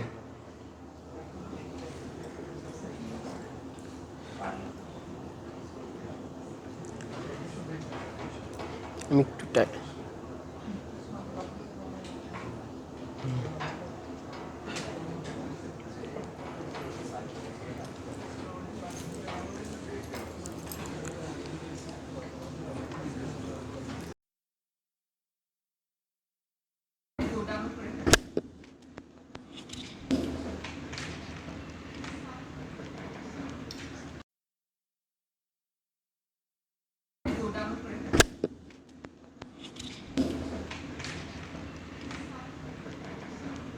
কেন আমরা ভার্চুয়াল বক্স ইনস্টল দিব? লিনাক্স দুইভাবে ইনস্টল করা যায়, ভিএমের মধ্যে বা ডুয়াল বুট করে। এখন ডুয়াল বুট কেন আমরা সহজে প্রেফার করি না? সব কিছুরই একটা পজিটিভ নেগেটিভ দিক আছে না? ডুয়াল বুটেরও আছে। ডুয়াল বুটের সমস্যা হচ্ছে, আমরা যখন কোনো কিছু টেস্ট করতে যাব, ওকে আমি আলাদাভাবে নেটওয়ার্কে সেট আপ করলাম, একটা আলাদা আইপিও পাইলো সেম রাউটারের আন্ডারে, বাট একটা রিয়েল ডিভাইস আর ভিএম তো একটা বক্সড এনভায়রনমেন্ট, তাই না? মনে করলাম এই একটা রুমের মধ্যে আমি যত কিছুর অ্যাক্সেস পাবো, একটা বক্সের মধ্যে থেকে আমি কি তত কিছুর অ্যাক্সেস পাবো? পাবো না। নিশ্চয়ই কিছু লিমিটেশন আছে, তাই না? কারণ সার্টিন পয়েন্ট অফ প্লেস তো কিছুর অ্যাক্সেস নেই। সো এটা হচ্ছে এটার অসুবিধা ভার্চুয়াল বক্সের। সুবিধা কি? সুবিধা হচ্ছে যখন আমরা ডুয়াল বুট করি তখন আমরা সব কিছুর অ্যাক্সেস পাইলেও কোনো কারণে যদি বুট মেনুটা সমস্যা দেয়, তখন কিন্তু আর ওএসটা চলবে না, এবং উইন্ডোজের অ্যাক্সেসও চলে যাবে, এটার অ্যাক্সেসও চলে যাবে। তাই ডুয়াল বুট হচ্ছে, ইফ ইউ আর সুসাইডাল, আমি সাজেস্ট করবো go for dual boot. But যদি একটু সেফলি উইন্ডোজ ইম্পর্টেন্ট কিছু থাকে, then go for virtual box or VMware. সেক্ষেত্রে ইস্যুটা কম হয় বা ক্র্যাশ করার চান্স কম থাকে, কারণ আমাদের তো স্ন্যাপশট থাকে ভার্চুয়াল বক্সের ক্ষেত্রে। আমরা যদি স্ন্যাপশট নিয়ে নিই একদিন আগের বা এক সপ্তাহ আগের, তাহলে সব কিছুই আমরা মোটামুটি ব্যাকআপ পাচ্ছি, ওই ক্র্যাশের ইস্যুটা হচ্ছে না। So for testing or as a beginner আমি সাজেস্ট করবো অলওয়েজ ভার্চুয়াল বক্সের মধ্যে যাইতে, কারণ লিনাক্সে হচ্ছে আপনার হাতেই সব প্রিভিলেজ। আপনি যদি চান আমি বুট মেনুও ডিলিট করে দিব, ইউ ক্যান ডু দ্যাট। উইন্ডোজে কিন্তু আপনি এগুলো পারবেন না, আর ম্যাকে তো আপনি দেখতেই পারবেন না। তো এই কারণে আপনি যদি কোনো কারণে, একটা কমন এক্সাম্পল হচ্ছে rm-rf/স্টার, এটা দিলে কম্পিউটার সুপার ফাস্ট হয়ে যায় এবং এটা মনে করে অনেকেই রান দেয় এবং ম্যাজিক দেখতে পারে। সো এই কারণে লিনাক্স হচ্ছে সুইসাইডাল জিনিস। তাই আমরা ট্রাই করবো as a beginner virtual box install করার। ওকে, এখন আমরা দেখি এটা এখন ইস্যু ফিক্স হয়েছে নাকি।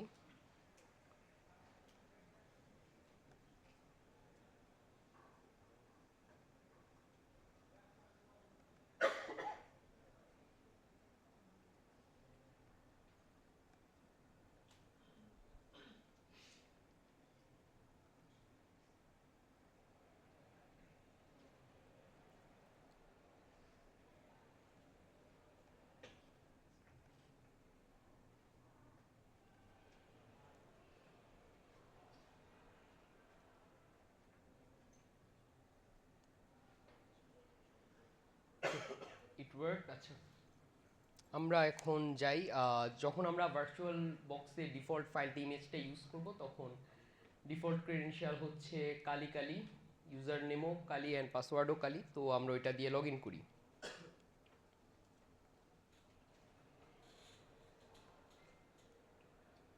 স্ক্রিন তো আই গেস সবার কাছে ভিজিবল, তাই না?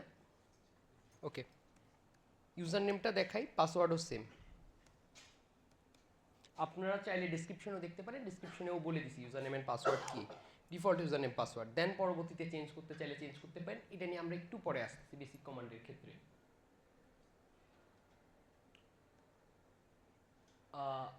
এই যে কালি মেশিন, কেন আমরা এটা ইউজ করতেছি এই লিনাক্স মেশিন?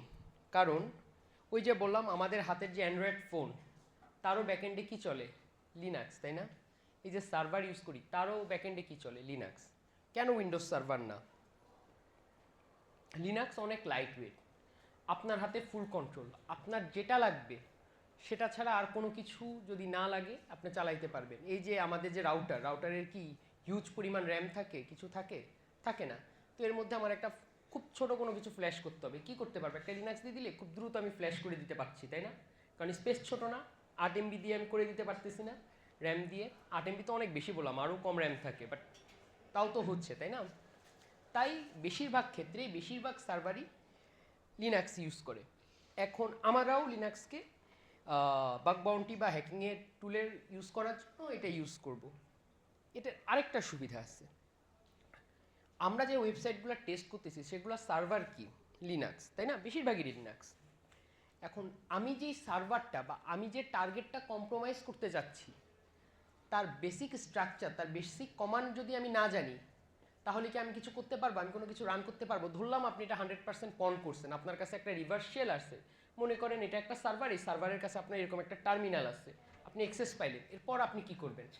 আপনি তো কেমনে ফাইল রিড করতে হয় জানেন না, তাই না? তাহলে কি আপনি কিছু করতে পারবেন?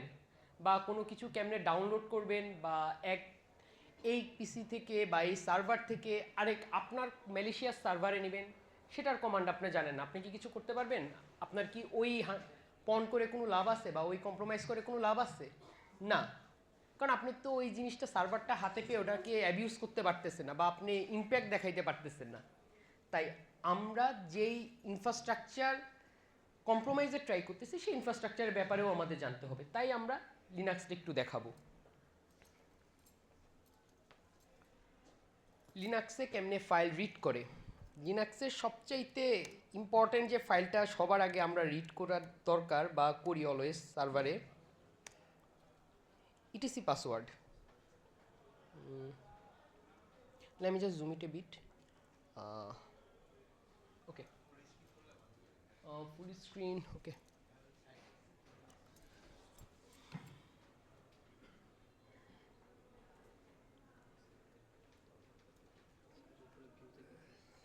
থেকে আমি ফুল স্ক্রিন দিচ্ছি।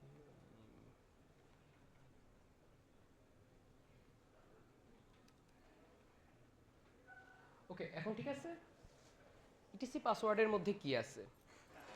ইটিসি পাসওয়ার্ডের মধ্যে আছে আমি যতগুলো এখানে ইউজার আছে সবার হয় হ্যাশড বা তার কি কি পারমিশন আছে সেগুলার একটা ডেসক্রিপশন অর এক্সপ্রেশন লাইক একটু জুম করলে ভালো হতো, ব্যাক সাইডে দেখা যাচ্ছে না। জুম করলে না, ওকে ফাইন।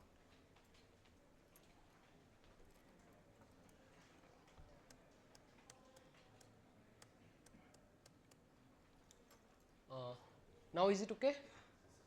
Okay fine. এই ইটিসি পাসওয়ার্ড কেন দরকার? আমরা একটা সার্ভার, এই যে শুরুতেই বললাম আমরা যে টার্গেটটা কম্প্রোমাইজ করতে চাই সেটাও তো লিনাক্স, তাই না? সার্ভারটা কম্প্রোমাইজ করলাম, এখন আমি জানি না ওই সার্ভারে কি কি ইউজার আছে বা কার প্রিভিলেজ কি, তাহলে কি ওইটার কোনো লাভ আছে বা দরকার আছে? ওটা নিয়ে তো কোনো আসলে আমি কিছু করতে পারতেছি না, আমি তো জানি না ওখানে কোন ইউজারের কি পারমিশন। লাইক অ্যাডমিন যে কাজ করতে পারবে, এডিটর কি সেই কাজ করতে পারবে? অবভিয়াসলি পারবে না, কারণ অ্যাডমিনের প্রিভিলেজ বেশি, তাই না? তো এক্ষেত্রে তার কি কি ফোল্ডারে কমান্ড রান করার পারমিশন আছে বা তার কি কি টুলস রান করার পারমিশন আছে সেগুলো আমাদের জানতে হবে। সেটা কে আমাদেরকে জানাবে? Etc password. ইটিসি পাসওয়ার্ডের মধ্যে যেমন রুটের পারমিশন কি আছে, এখানে মনে রাখতে হবে সুপার অ্যাডমিন বা অ্যাডমিনের রোল প্লে করে লিনাক্সের ক্ষেত্রে রুট ইউজার। তো রুটের পারমিশন কি আছে? ইউজার বিন জেডএসএস শেল, মানে ও full without any privilege or ও মাস্টার প্রিভিলেজড ইউজার, ও সব কিছু রান করতে পারতেছে, যে কোনো টুল রান করতে পারতেছে, সেটা যে ইউজারই ওন করুক না কেন সে সব গ্রুপের ওনার। এটা আমরা জানতে পারতেছি। আর কি কি ইউজার ইন্টারেস্টিং এখানে www ডেটা। আচ্ছা, আরেকটা জিনিস বলি, www কে আমরা ইনশর্ট বলি www। তো এখানে www ডেটা আছে, ওর কি কি পারমিশন আছে? ও শুধুমাত্র আমরা এখানে কি দেখতেছি, /www ফোল্ডারের মধ্যেও কিন্তু কোনো কিছু রাখতে পারতেছে, কোনো কিছু এক্সিকিউট করতে পারতেছে। এর বাইরে কি ওর কোনো কিছু পারমিশন আছে?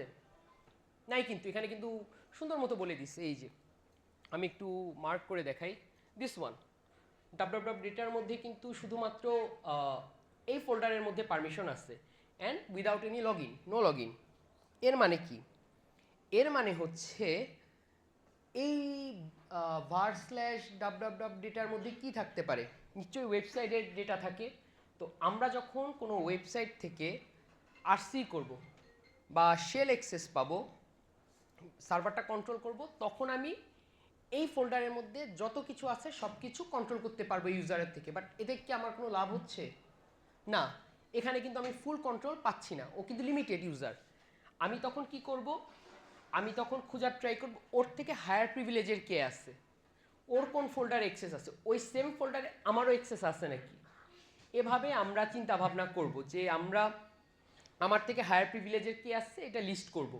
সেটা আমরা করতে পারতেছি কি দিয়ে? ভাই পুরা কনসেপ্টটা আমরা কার থেকে পাচ্ছি? এই ইটিসি পাসওয়ার্ড ফোল্ডার থেকে। আর আরেকটা ইম্পর্টেন্ট ফাইল হচ্ছে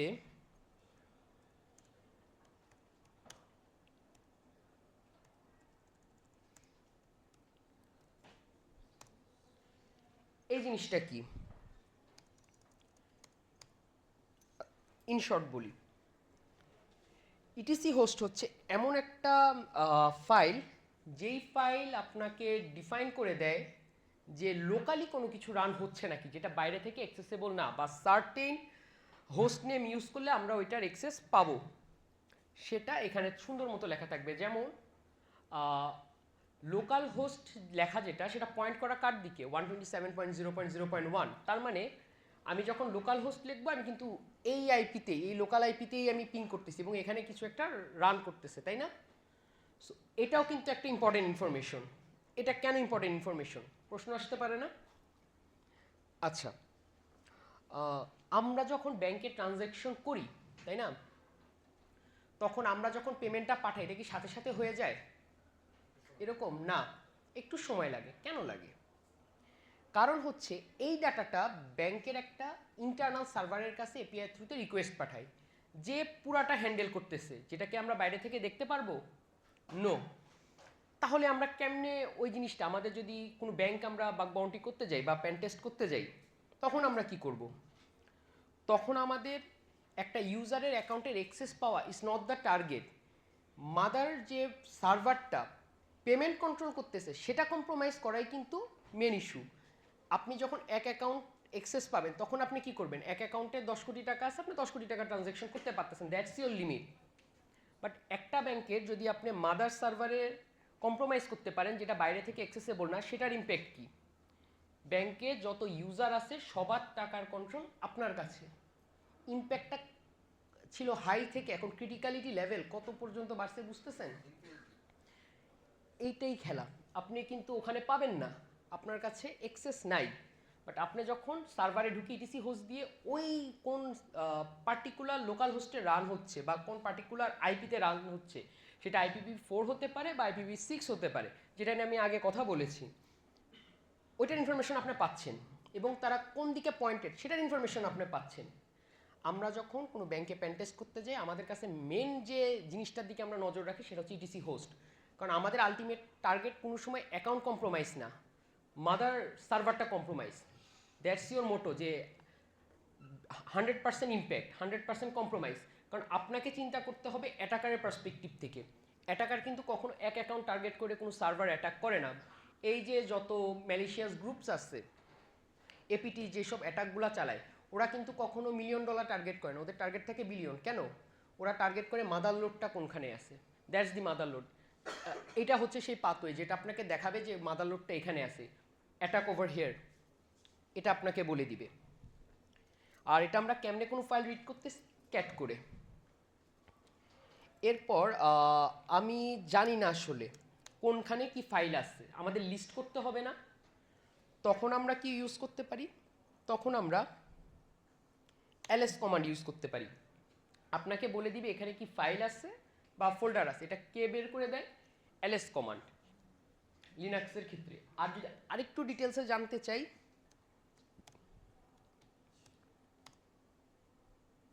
এখানে কিন্তু আমরা হিডেন ফোল্ডারগুলো দেখতে পারতেছি।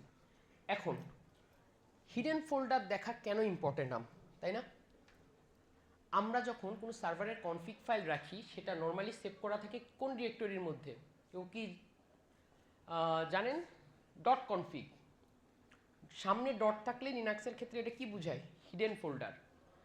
এখন আপনি একটা সার্ভার কম্প্রোমাইজ করলেন, কিন্তু ওর এসকিউএল সার্ভার বা আরও যেসব হিডেন পাথ আছে, যেসব পোর্ট চলতেছে, সেগুলোর ক্রেডেনশিয়াল জানেন না, আপনি কি কোনো কিছু করতে পারবেন?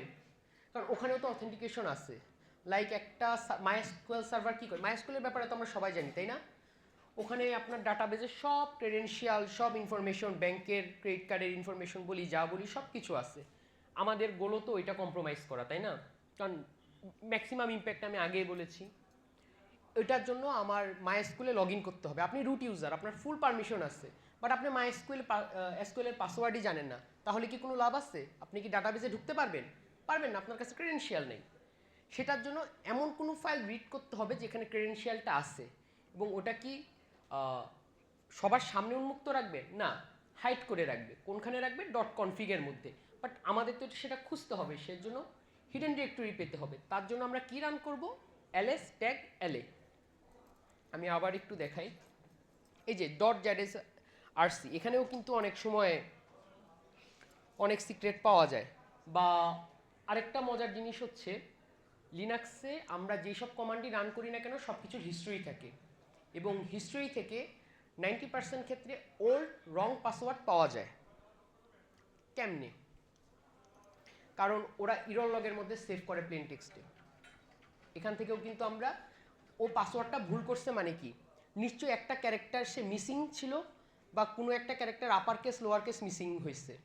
এখন আপনি একটা vast number of character brute force করার থেকে আপনি জানেন যে এই কম্বিনেশন আছে, হয় একটা ক্যারেক্টারের আপার কেস লোয়ার কেস মিসিং, নয়তো বা একটা স্পেশাল ক্যারেক্টার মিসিং, সেটা দিয়ে ব্রুট ফোর্স করে পাসওয়ার্ড বের করা ইজি না?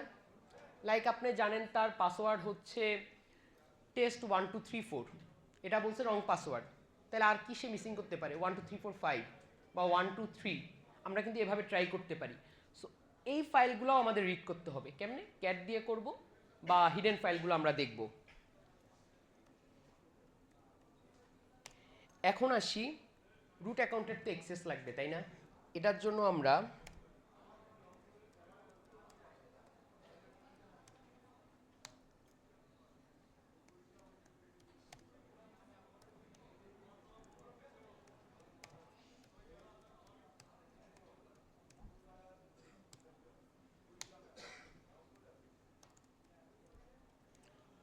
আমি আগে কমান্ডটা দিই এরপর একটু এক্সপ্লেন করতেছি সুডো কেন ইউজ করছি। সুডো হচ্ছে লিনাক্সের সেই কমান্ড আপনার যদি কোনো সময় রুটের কোনো পারমিশন আছে এমন কোনো কিছুর অ্যাক্সেস করতে হয় তখন আপনার সুডো কমান্ড ইউজ করতে হয়। সুডো আপনাকে সুপার ইউজারের কমান্ডের প্রিভিলেজ দিবে বা এক্সিকিউট করার পারমিশন দিবে। সো আমি কি করছি, সুডো আমাকে শুরুতে যখন আমি ক্যাট ইটিসি পাস শ্যাডো দিয়েছি আমাকে বলছে যে পারমিশন ডিনাইড, মানে তুমি রুট ইউজার না, রান করতে পারবা না। বাট আমি যখন সুডো দিছি ও আমাকে এস এ গ্রুপ ইউজার বলতে কি সুপার ইউজারের মতো অ্যালাইক শ্যাডো মনে করে আমাকে ওটা রিড করার পারমিশন দিছে। এখান থেকে আমরা নর্মালি হ্যাশ বা অন্যান্য যে ডেটাগুলো আছে সেগুলো পেতে পারি। দেন আমরা কি করব, দেন আমাদের কাছে যদি এই যে কালি ইউজারের আমরা কিন্তু পাসওয়ার্ডের হ্যাশড ফরম্যাট পাইছি, এটা যদি আমরা ব্রুট ফোর্স করি একটা টাইমে ক্র্যাক করা পসিবল না, কারণ এখন আমাদের সবার কাছে জিপিইউ আছে। তো জিপিইউ থাকলে আমরা কি করতে পারি, খুব ফাস্ট হ্যাশ ক্র্যাক করে ফেলতে পারি। আমরা এ বি এ সি এরকম করে কম্বিনেশন একটার পর একটা। এখানে একটা সুন্দর এক্সাম্পল হচ্ছে, যদি আপনাদের কাছে 4080 বা 50 সিরিজের জিপিইউ থাকে আপনারা 12 ক্যারেক্টার মতো 4 দিনের মধ্যে ক্র্যাক করতে পারবেন যদি আপনাদের কাছে হ্যাশ থাকে। জিনিসটা অনেক মজার না, 4 দিনের মধ্যে আপনি একটা 12 ক্যারেক্টারের পাসওয়ার্ড বা 11 ক্যারেক্টারের পাসওয়ার্ড ব্রেক করে ফেলতে পারতেছেন যদি জাস্ট হ্যাশ থাকে। কেন? কারণ আপনাদের কাছে হ্যাশ আছে। That's how easy it is. আপনি জাস্ট হ্যাশ পাবেন, সব কিছু ক্র্যাক করতে পারবেন, জাস্ট একটু টাইম লাগবে। হ্যাঁ, জিপিইউ যদি আরও আপগ্রেডেড হয়, আরও বেশি নতুন টেকনোলজি আসে, তাইলে আমরা আরও ফাস্ট হ্যাশ ক্র্যাক করতে পারবো। এখন তো আমরা রুট ইউজার কম্প্রোমাইজ করলাম, সব কিছু করলাম, বাট আমার এখন প্রিভিলেজ কি আছে এটা জানা লাগবে না। সেটার জন্য আমরা শুরুতে আগে হুএমআই রান করি। হুএমআই রান করলে আমার কারেন্ট ইউজারের নেম বলে দিল, আর যদি আমরা আইডি রান করি তাহলে আমাদের যত প্রিভিলেজ আছে বা আমরা কি কি গ্রুপের আন্ডারে আছি সব কিছু কিন্তু বলে দিচ্ছে, যে ইউআইডি 1000, গিট 1000, গ্রুপস 1000, সব কিছু কিন্তু এখানে ইনফরমেশন আছে। মানে আমি কি কি প্রিভিলেজ বা কোন কোন গ্রুপের আন্ডারে কমান্ড এক্সিকিউট করতে পারবো সেগুলো জানতে পারতেছি। আরেকটা ইম্পর্টেন্ট কমান্ড হচ্ছে ইফ কনফিগ। ইফ কনফিগের কাজ কি? একটা সার্ভার কি শুধু একটা ইথারনেটই কানেক্টেড হতে পারে? আমি ওই যে পোর্টের কথা বলছিলাম মনে আছে, হয়তোবা সে একটা সার্ভারে দুইটা পার্টিশন ইউজ করতেছে। কিভাবে? একটাকে দিছে এক আইপি, আরেকটা পার্টিশনকে দিছে অন্য আইপি। সেক্ষেত্রে ইথারনেটের একটা ওয়ান থাকে, ইথারনেট জিরো, এটা কারণ আমাদের তো সব কিছু জিরো থেকে স্টার্ট হয়, এক্ষেত্রে ইথারনেট ওয়ান থাকতে পারে, পারে না? তাহলে আমি যদি ইথারনেট জিরো দিয়ে ঢুকি, আমি তো শুধুমাত্র ইথারনেট জিরো দিয়েই স্ক্যান করতাম, তাই না? বাট ইফ কনফিগ দিয়ে আমি কিন্তু জানতে পারি ওর আরও কোনো আইপির এর সাথে কানেক্টেড নাকি বা আরও কোনো নেটওয়ার্কের সাথে কানেক্টেড নাকি। তার মানে কি আমাদের স্কোপটা বাড়লো না? এমনও তো হইতে পারে যে নর্মালি কিছু টেস্টিংয়ের ক্ষেত্রে আমরা পাইছি যে সেন্সিটিভ যে সার্ভারগুলো থাকে সেগুলো আলাদা পার্টিশনে রাখে, মেনটার সাথে রাখে না। বাট সমস্যাটা হয় কখন? দুইটার সাথেই তার যায় আর কি। তো তখন আপনি কি করবেন, একটা কম্প্রোমাইজ হলে ওই ইথ ওয়ান দিয়ে বা ইথারনেটের ওয়ান সেকেন্ড কেবল, যেহেতু ইথারনেট ওয়ান, ওইটার থ্রুতে সেকেন্ডারি যে সার্ভারটা আছে সেটাও কিন্তু আপনি কম্প্রোমাইজ করতে পারতেছেন, তাই না? আপনি স্ক্যান করতে পারতেছেন না। আপনি শুরুতে কি জানতেন, আমি 192.168.0.1-এ আসি, বাট আপনি দেখলেন 192.168.2.1ও একটা সার্ভার রানিং আছে। আপনি এতদিন এটা জানতেন না। কেন জানতেন না? আপনি কনফিগ রান দেন নেই। ওর আরও কোনো নেটওয়ার্কের সাথে কানেকশন আছে নাকি আপনার সেটা মেমোরিতে ছিল না, বাট ইফ কনফিগ দিয়ে আপনি সেটা বের করতে পারবেন। আর কোনো ফোল্ডারে ঢুকতে চাইলে সেটা হচ্ছে সিডি, লাইক সিডি দিয়ে আমি যদি ডেস্কটপ দিই তাহলে আমি ডেস্কটপ ফোল্ডারে ঢুকতে পারছি। এগুলো খুবই বেসিক কমান্ড, খুবই বেসিক কমান্ড। আর কোনো কিছুর যদি হেল্প লাগে তাহলে জাস্ট আমরা লাইক এই টুলের আমরা একটা হেল্প দেখতে চাই। একটা টুলের জাস্ট মাইনাস হেল্প দিলে ওই টুলের নাম লিখে আমি কিন্তু হেল্প পেয়ে গেলাম, বা আমি কেমনে রান করব, কিভাবে কোন কমান্ড দিয়ে রান করব জানতে পারি। আর আমাদের যে এক্সিকিউটেবল ফাইলগুলো আছে সেটা থাকে হচ্ছে /ইউজারের মধ্যে লিনাক্সে। সো আপনি যদি ইউজারে ঢুকে ls কমান্ড ইউজার বিনে ls কমান্ড রান করেন, আপনার সবগুলো এক্সিকিউটেবলের কিন্তু ইনফরমেশন এখান থেকে পাবেন। আর এখান থেকেই আপনি কি কোন কোন এক্সিকিউটেবলগুলো অ্যাবিউজ করতে পারবেন বা প্রিভিলেজ এসকেলেশন করতে পারেন সেটা GTFO বিনস নামে একটা ওয়েবসাইট আছে, সেখান থেকে বের করে এক্সপ্লয়েট করে রুট হতে পারবেন উইদাউট নোয়িং দি পাসওয়ার্ড। এইটা একটু কেমন শোনাচ্ছে না? এটা আপনারা যখন RC সেকশনে আমি আলোচনা করব তখন আমি দেখাবো যে কিভাবে একটা সিম্পল এক্সিকিউটেবল থেকে আপনি রুট অ্যাক্সেস পেতে পারেন, বা একটা সিভি কিভাবে আপনাকে ফুল প্রিভিলেজ এসকেলেট করে দিতে পারে। আর এতক্ষণ সার্ভার নিয়ে অনেক কিছু বললাম, বাট সার্ভারের নাম কি, ভার্সন কি আমরা জানতে পারছি? তাহলে কি হবে?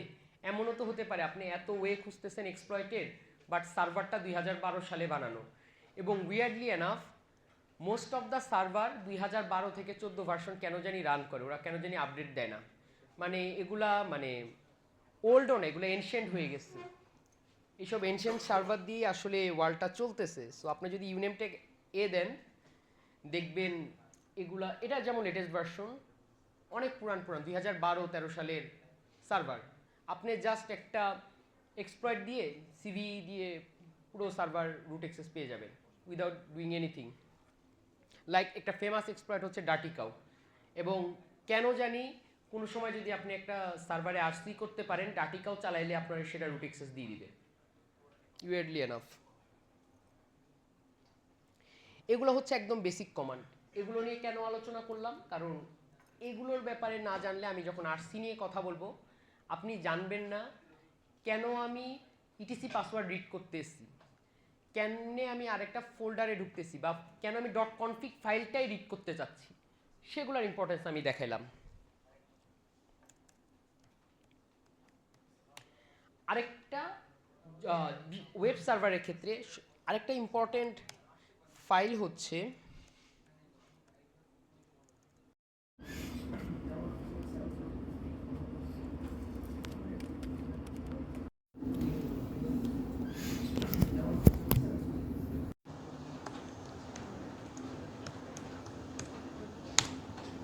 প্রক্স সেলফ এনভায়রন। এটার কাজ কি? আমরা যখন কোনো ব্রাউজার দিয়ে ভিজিট করি সেটা এখানে থেকে যায়।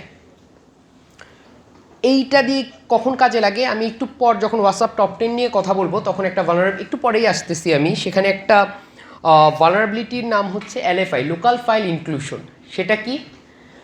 আপনি internal file without any privilege read করতে পারতেছেন বাইরে থেকে, বাট আপনি যদি এই ফাইলটা রিড করতে পারেন আপনার ব্রাউজারের ইউজার এজেন্ট পাওয়া যাচ্ছে না। লাইক আপনি মজিলা ইউজ করেন, মজিলা লেখা থাকতেছে, ক্রোম ইউজ করলে ক্রোম লেখা থাকতেছে, তাই না? আমরা তো এক একজন এক একটা ব্রাউজার ইউজ করি। ওই নামটায় যদি আপনি কোনো শেল কমান্ড দেন তাহলে সেটা এখানে রিফ্লেক্ট করবে এবং স্টোর হয়ে থেকে আপনাকে ডিরেক্ট রিভার্স শেল দিয়ে দিবে, বা আপনাকে ইনডিরেক্টলি কমান্ড এক্সিকিউট করতে দিবে। সো এটা অনেক ইম্পর্টেন্ট একটা ফাইল, আমরা একটু মাথায় রাখি। LFI সেকশনে আমি এটা দিয়ে কীভাবে আরসি করতেছি, দেন প্রিভিলেজ এসকুলেশন করতেছি, এটা দেখাবো। এই প্রক সেলফ এনভায়রন এবং এলএফআই থাকলে অলওয়েজ ট্রাই করবেন এই ফাইলটা রিড করার। 90% কেসেসে আরসি হবেই এটা থেকে।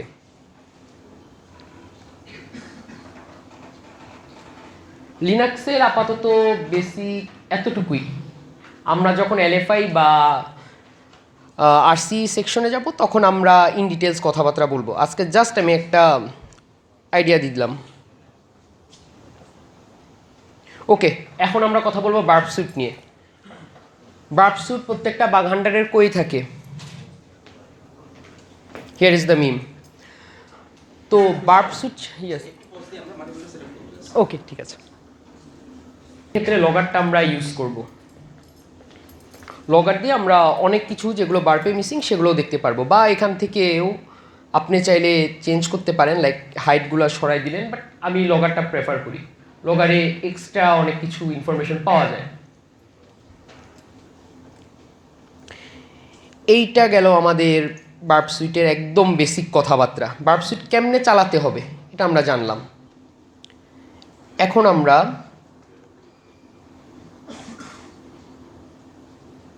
হোয়াটসঅ্যাপ টপ 10, হোয়াটসঅ্যাপ টপ 10 নিয়ে আমি আগে বলেছি না? হোয়াটসঅ্যাপ টপ 10 কী আসলে, বা হোয়াটসঅ্যাপ জিনিসটা কি? Open world wide application security project. এটা কি করে? লাস্ট ইয়ার কোন ভালনারেবিলিটিগুলো ওয়ার্ল্ডে সবচাইতে বেশি এক্সপ্লয়েট হয়েছে সেই ভালনারেবিলিটিগুলোর নামের মধ্যে একটা টপ 10 লিস্ট করে। কারা করে? এই হোয়াটসঅ্যাপ করে। ও তো আপনি যখন ওয়াসপের টপ 10 জানবেন তখন আপনি কি করবেন? এই ভালনারেবিলিটিগুলা পুরো ইন্টারনেটে বেশি, তার মানে এই ভালনারেবিলিটিগুলো যদি আমি পার্টিকুলারলি খুঁজি অন্যান্য ওয়েবসাইটে, তাহলে আমার পাওয়ার চান্স বেড়ে যাচ্ছে না? দেখা গেল এই লাস্ট ইয়ার ইনজেকশন ভালনারেবিলিটির সংখ্যা কমে গেছে, তাহলে আপনি যদি এবছর ইনজেকশন খুঁজেন সংখ্যা আরও কমে যাবে না? স্ট্যাটিস্টিক্স তো তাই বলে, কারণ এটা তো লো হচ্ছে। তাহলে ওইটা তো দিকে আমাদের বেশি ফোকাস দিয়ে লাভ নেই, কারণ বাগ বাউন্টি করতেছি কেন? আমরা ইজি মানির জন্য, তাই না? সো সেক্ষেত্রে আমরা হোয়াটসঅ্যাপ টপ 10টাকে একটা হ্যান্ডবুক অর গাইড হিসেবে ফলো করি।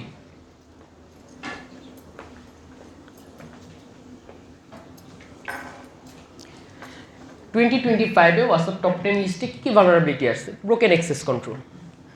ব্রোকেন অ্যাক্সেস কন্ট্রোল কি?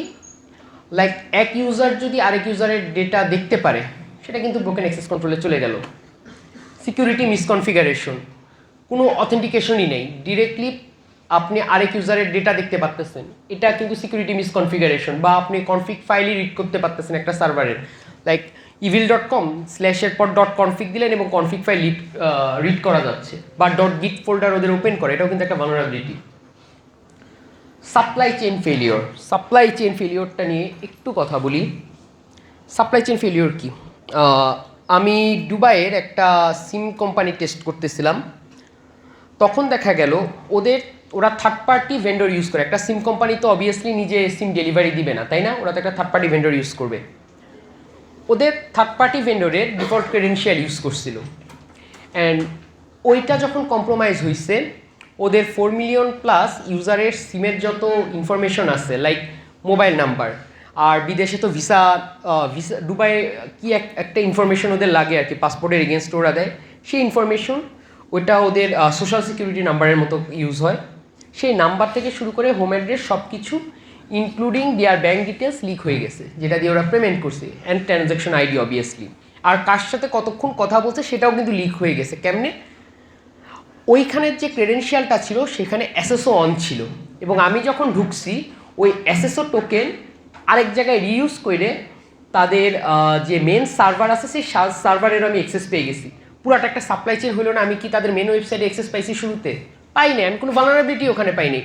আর তার যে ফেসবুক বা অন্যান্য যে সোশ্যাল মিডিয়ার যে হ্যান্ডলিংয়ের যে টোকেন, ওটাকে আমার পাওয়ার কোনো চান্স ছিল? নর্মালি ছিল না। আমি কেমনে পাইছি? আমি থার্ড পার্টি তারা যে ওয়েবসাইট ইউজ করে সেটাতে এসএসও ইউজ করছে দেখে এসএসও টোকেনটা কপি করে ওই ওয়েবসাইটে বসায় আমি অ্যাক্সেস পেয়ে গেছি, কারণ দুটাই লিঙ্কড। এটা কিন্তু একটা সাপ্লাই চেইন অ্যাটাক, এটা কিন্তু ওদের মেন ইনফ্রাস্ট্রাকচারও না। থার্ড পার্টি কম্প্রোমাইজ হয়েছে, ওদের মেন অ্যাপ্লিকেশন ডান। এটা হচ্ছে supply chain attack. Cryptographic failure কি? এসএসএল সার্টিফিকেট নাই, বললাম এটা একটা ক্রিপ্টোগ্রাফিক ফেলিওর। তারপর ক্রেডিট কার্ড ডেটা যখন পাস করে তখন একটা এনক্রিপশন ইউজ করতে হয়, দেখা গেল এনক্রিপশন ইউজ করে নেই, ক্রিপ্টোগ্রাফিক ফেলিওর। ডাটাবেজে পাসওয়ার্ড মনে আছে আমরা যখন ইটিসি শ্যাডো রিড করলাম আমার পাসওয়ার্ডটা এনক্রিপ্টেড ছিল, যদি না থাকতো cryptographic failure. Injection, SQL injection, তারপর লোকাল ফাইল ইনজেকশন, যে ইনক্লুডেড যেটা আমরা করি, ইনক্লুশন যেটা করি ওটাও কিন্তু ইনজেকশনের আন্ডারে পড়ে। আরসি এগুলো ইনজেকশনের আন্ডারে চলে যায়। ইনসিকিউর ডিজাইন, অনেক সময় দেখা যায় এপিআইয়ে কোনোভাবে কোনো সেন্সিটিভ ফাইল ওপেন হয়ে আসে বা ডকুমেন্টেশন ওপেন হয়ে আসে। এখন ওই যে আমি বললাম অলওয়েজ ডকুমেন্টেশন পড়বেন, ডকুমেন্টেশন থেকেও কিন্তু আপনি ইন্টারনাল ইনফ্রাস্ট্রাকচারের আইডিয়া পেতে পারেন না, দেন ওই এন্ড পয়েন্টগুলো কল করতে পারেন না, সেটাও কিন্তু ইনসিকিউর ডিজাইনের আন্ডারে চলে যায়। দেন অথেন্টিকেশন ফেলিওর তো বললাম, ডিফল্ট ক্রেডেনশিয়াল ইউজ করছে, এটা authentication failure. Software and data integrity failure, like SSDLC follow করে নেই। Security logging and alerting failure, আপনি অ্যাটাক করছেন, ওই যে মনে আছে একটু আগে বললাম যে ওদের সব কিছু কম্প্রোমাইজ হয়ে গেছে, 3 দিন পর ওরা আমার রিপোর্ট অ্যাকনলেজ করছে, এর মধ্যে ওদের কোনো নোটিফিকেশন যায় নাই বা ওরা জানে না ওদের ইন্টারনাল ইনফ্রাস্ট্রাকচার ফুললি পন্ড হয়ে গেছে 100%। তার মানে কি ওদের লগিং অ্যান্ড অ্যালার্ট কি কাজ করছে, ওরা কি মনিটরিং করতে পারে নাই, এটা তাহলে লগিং অ্যান্ড অ্যালার্টিং ফেলিওরের মধ্যে চলে গেল। Miss handling of exceptional conditions, এটা কীরকম হতে পারে, লাইক আপনি এটাকে একটা সুন্দর নাম হচ্ছে বিজনেস লজিক ইরর। লাইক আপনি একটা শপিং ওয়েবসাইটে কোনো কিছু কিনতে গেলেন, জিনিসটার প্রাইস 100 টাকা, আপনি ইন্টারসেপ্ট করে বাড়পে সেখানে -100 বসাই দিলেন। তার মানে কি হচ্ছে, জিনিসটার প্রাইস 100, আপনি বসাইছেন -100, আপনার কার্টে অর অ্যাকাউন্টে আরও 100 টাকা অ্যাড হয়ে গেল না?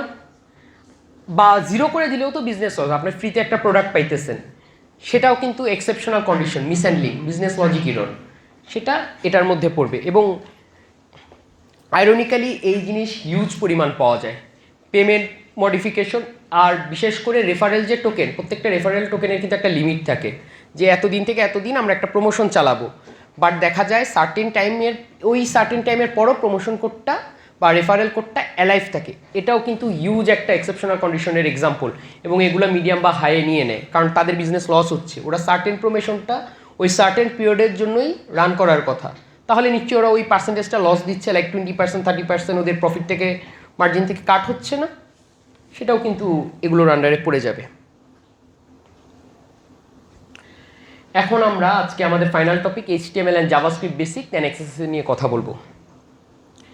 আমরা একটা ওয়েবসাইট, HTML কি আমরা মোটামুটি সবাই তো জানি, তাই না? HTML কি আমি সংক্ষেপে একটু বলি। HTML হচ্ছে আমরা ওয়েবসাইটে যে সুন্দর ডিজাইন দেখি HTML অ্যান্ড CSS দিয়ে বানায়, লাইক কোনো লেখা বড় করা বা মার্ক করা, এগুলো সব কিছু HTML দিয়ে, বা আমরা ইনপুট বক্স যে লগ ইন বক্স দেখি সব কিছু HTML হ্যান্ডেল করে। জাভাস্ক্রিপ্টের কাজ কি?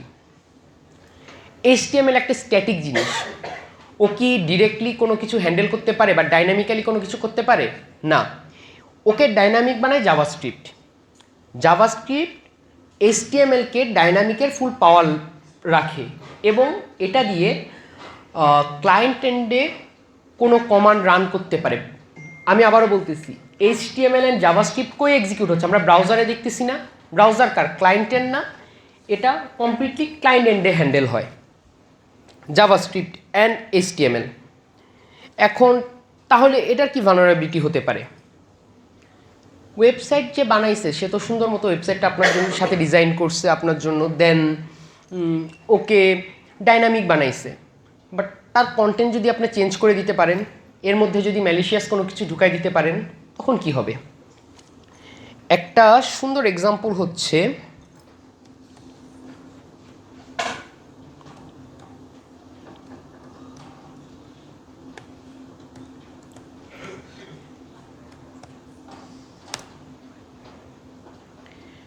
এখানে একটা নোটিফিকেশন আসলো না, to get A job interview, book an appointment with your credit card information below. এটা তো নিশ্চয়ই কোনো কোম্পানি দিবে না, বলবে না, তাই না? বাট এটা যদি আপনি একটা ম্যালিশিয়াস ওয়েবসাইটে এক্সিকিউট করতে পারেন, তখন কি হবে? অরিজিনাল ওয়েবসাইটই দেখাবে না, তার ক্রেডিট কার্ড ডেটা চুরি করে নিতে পারবেন না, এবং এটা যদি স্টোর হয়ে যায় সেখানে কিন্তু যত ক্লায়েন্ট আছে বেশিরভাগেরই কিন্তু ট্রাস্ট করে ওই ওয়েবসাইটকে ডেটা আপনাকে দিয়ে দিবে। কিভাবে একটু আমরা দেখি। এখন আমরা যাচ্ছি এক্সএসএসে, ক্রস সাইট স্ক্রিপ্টিংয়ে। একটা ওয়েবসাইটের মধ্যে আমরা এক্সট্রা প্রিভিলেজ নিয়ে আমাদের ম্যালিশিয়াস কোড ইনজেক্ট করব, ক্লায়েন্ট এন্ডের, নট সার্ভারের। এক্সএসএস, এইচটিএমএল ইনজেকশন সব কিছু ক্লায়েন্ট এন্ডে হয়। এখন এটা একটা সিম্পল বুক অর্ডারের একটা ওয়েবসাইটের মতো আমি বানাইছি। আমি সার্চ করতে পারি কোনো কিছু, লাইক এ দিয়ে সার্চ করতে পারি। এখন আমরা কোনো কিছু যখন ওয়েবসাইটে সার্চ করি বেশিরভাগ ক্ষেত্রে দেখবেন আমরা কি সার্চ করছি সেটা রিফ্লেক্ট করে, তাই না? Showing search result for a. এখন এটা নর্মালি আমরা দেখবো যে আচ্ছা এ নামের কোনো বই আছে নাকি, বা এ দিয়ে স্টার্ট হইতেছে কোনো বই আছে নাকি। হ্যাঁ আছে, okay fine. But as a security researcher আপনার মাথায় কী চিন্তা আসবে, আমি এ লেখছি, এ লেখা এখানে আসছে, বা আমি যদি টেস্ট লিখি, টেস্ট লেখা এখানে রিফ্লেক্ট করছে, তার মানে কি এই পার্টিকুলার পয়েন্টে আমার কন্ট্রোল আছে না, আমি যেটা লিখছি সেটাই এখানে আসতেছে না, তার মানে ওয়েবসাইটের এই পার্টিকুলার সেকশনটা আমি কন্ট্রোল করতেছি। তাহলে যদি আমি কোনোভাবে এই কন্ট্রোলটাকে এসকেলেট করতে পারি তাহলে আমি একটা ভালনারেবিলিটি বানাইতে পারবো না, তাহলে আমার তো এর জন্য সোর্স কোডটা পড়া লাগবে। তখন আমরা কন্ট্রোল প্লাস ইউ ক্লিক করলে ভিউ সোর্সে চলে যাব। আমরা তাহলে যেহেতু টেস্ট লিখছি একটু আমরা সার্চ করি টেস্টটা কই রিফ্লেক্ট করতেছে। Okay fine. ইনপুট ট্যাগের মধ্যে, ইনপুট ট্যাগের কাজ কি আমরা জানি? আমরা লগ ইন করি না, লগ ইন বক্স থাকে না, এটা আপনার লগ ইনের যে ডেটা সেটা ব্যাকএন্ডে পাঠাবে বা এপিআই থ্রুতে পাঠাবে এবং ভ্যালিডেট করবে। এটা ইনপুট ট্যাগের কাজ। ইনপুট ট্যাগের কাজ হচ্ছে বক্স দেবেন, সেটা স্টোর করুক কি করুক এটা ডেভেলপারের উপর ডিপেন্ড করে। বাট আমি তো এই বক্সের মধ্যে আছি, যদি আমি এই ইনপুট ট্যাগ থেকে বের হতে পারি তখন আমার নিজের এইচটিএমএল ইনজেকশন বা এইচটিএমএল রান করার বা একটা ম্যালিশিয়াস জাভাস্ক্রিপ্ট কমান্ড ক্লায়েন্টের ব্রাউজার এন্ডে এক্সিকিউট করার প্রিভিলেজ পাচ্ছি না আমি। তাহলে দেখি, তাহলে এটা থেকে বের হতে হলে কি হবে? আমি কারেন্টলি ভ্যালু ইভেন্টের মধ্যে আছি, এই ইভেন্ট থেকে আমাকে বের হতে হবে না। তাহলে বের হতে গেলে আমরা একটা ডবল কোটেশন ইউজ করব, কারণ আমরা তো ডবল কোটেশনের মধ্যেই আছি, তাই না? আবার আমরা একটু টেস্ট সার্চ দিই। ওকে, আমাদের টেস্ট লেখাটা পর যে আমরা ডবল কোটেশন দিয়েছি সেটা কোনো এনক্রিপশন ছাড়া রিফ্লেক্ট করছে। তার মানে কি আমরা এই ট্যাগ থেকে বের হয়ে গেছি না, বা সরি এই ইভেন্টটা আমরা এন্ড করতে পারছি না, ভ্যালু এন্ড থেকে বের হয়ে গেছে না। বাট আমরা যদি ইনপুট ট্যাগ থেকেও বের হই তাহলে আমাদের প্রিভিলেজটা বাড়বে না। আমরা দেখি এখান থেকে বের হতে পারি নাকি। তাহলে বের হতে গেলে একটা ইভেন্ট থেকে বা ট্যাগ থেকে আমরা কেমনে বের হব? জাস্ট আমরা ট্যাগটা এন্ড করে দিই। এই যে ইনপুট ট্যাগটা এখন কিন্তু কমপ্লিটলি এন্ড হয়েছে, তাই না? এই যে টেস্ট এন্ড হয়ে গেছে, কোটেশন দিছি, বের হয়ে গেছি। তাহলে এখন আমরা এখানে যাই লিখবো সেটাই এইচটিএমএল ট্যাগ আকারে বা ইভেন্ট আকারে এক্সিকিউট হবে না। আমরা যদি এখন লিখি যে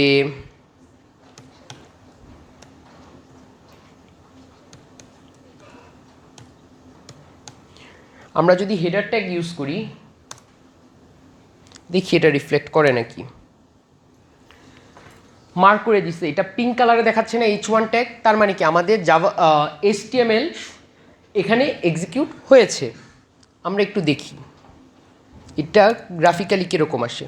এই যে হাই লেখাটা এখানে, তারপর এখানে রিফ্লেক্ট করছে না, তার মানে আমরা ইনপুট ট্যাগ থেকে বের হতে পেরেছি। আমাদের এখন এই ওয়েবসাইটের ফুল কন্ট্রোল আছে। বাট আমরা কি শুধু হাই লেখেই থেমে যাব? হাই লেখে কি আমাদের কোনো ইম্প্যাক্ট আছে? না, আমাদের তো 100% এখানে কন্ট্রোল নিতে হবে। তাহলে আমরা যদি এখানে একটা জাভাস্ক্রিপ্টের ইম্পোর্ট করতে পারি তাহলে কি হয় দেখি। আমি আগেই বলেছি আমাদের কাজ হবে ম্যাক্সিমাম ইম্প্যাক্ট শো করা।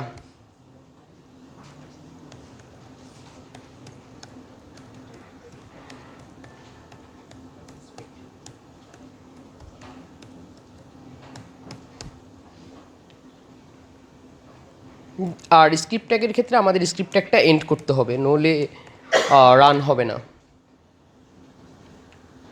আমি কিন্তু আমার ওয়েবসাইটেই আছি, কিন্তু নোটিফিকেশন কি বললো যখন আমি ওয়েবসাইটটা ভিজিট করলাম? You have been lockdown, log in to continue, তাই না? তাহলে এটা কিন্তু অনেক সুন্দর একটা লগ আউট পেজ। এটা দেখে বোঝার কোনো ওয়ে আছে এটা ম্যালিশিয়াস কিছু? আপনার একদম অরিজিনাল ওয়েবসাইট।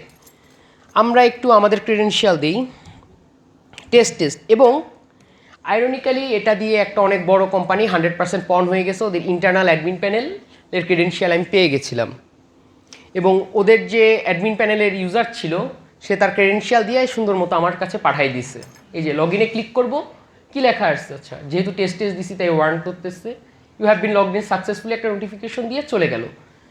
তাহলে আমরা একটু দেখি আসলে কি হলো।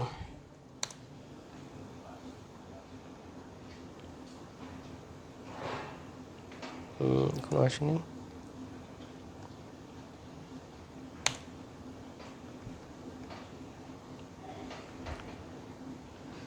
আমার সার্ভার মেবি ডাউন হয়ে আছে, একটু তাও চেক দিই।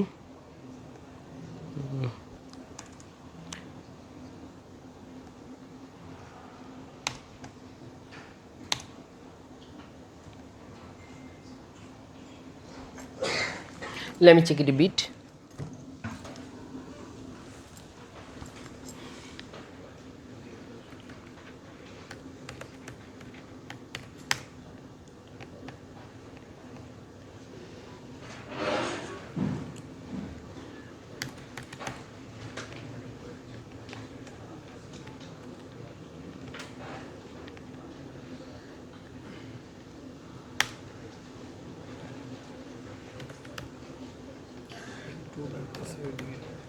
একটু তাকান।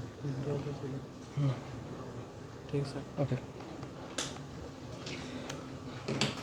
আচ্ছা আমার সার্ভারে মেবি একটু সমস্যা দিছে, বাট একটা স্ক্রিনশট তো দেখছেন যে কিভাবে ডাটাগুলো আসতেছে। সো এক্ষেত্রে কিছু ইস্যু হয়, ইস্যুগুলো একটু বলি। সিএসআরএফ যখন কোর্স যখন ইমপ্লিমেন্ট করবে, গুগলের কিছু স্ট্রিক্ট পলিসি আনে, ক্রস অরিজিন রিসোর্স শেয়ারিং, সেক্ষেত্রে আমাদের কিছু বাইপাস বের করা লাগে। লাইক আমরা যদি এখানে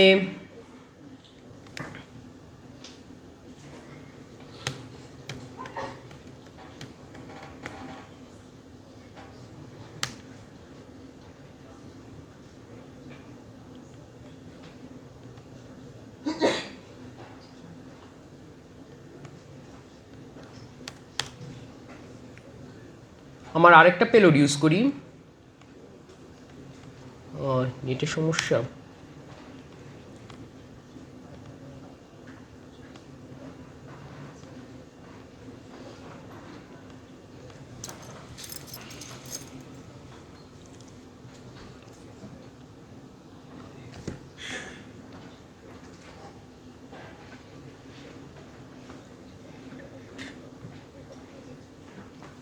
ওকে, আমি একটু নেটে মনে হয় আমাদের সমস্যা দিচ্ছে, এটা একটু ফিক্সের ট্রাই করি।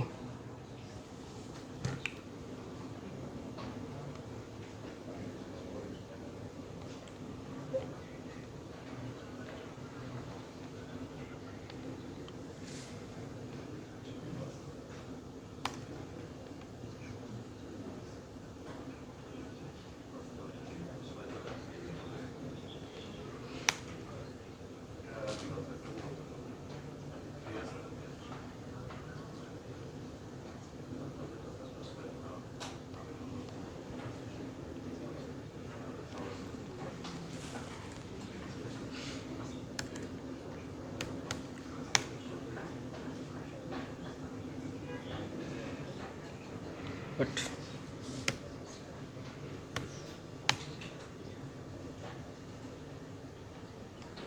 ওকে, গট দ্য পয়েন্ট। আমার ফাইল নেম মেবি আমি চেঞ্জ করে দিছিলাম, that's why I am getting an issue.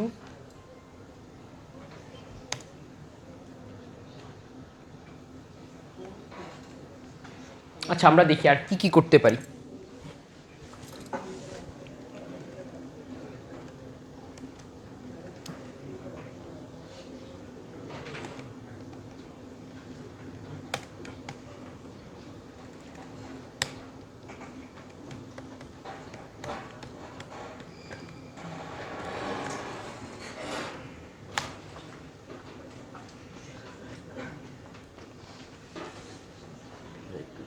ভালো হতো, কারণ ওয়েবসাইটে যখন লেখানো এটা বোঝা যাচ্ছে না। আচ্ছা ঠিক আছে, আমি একটু জুমে ট্রাই করি।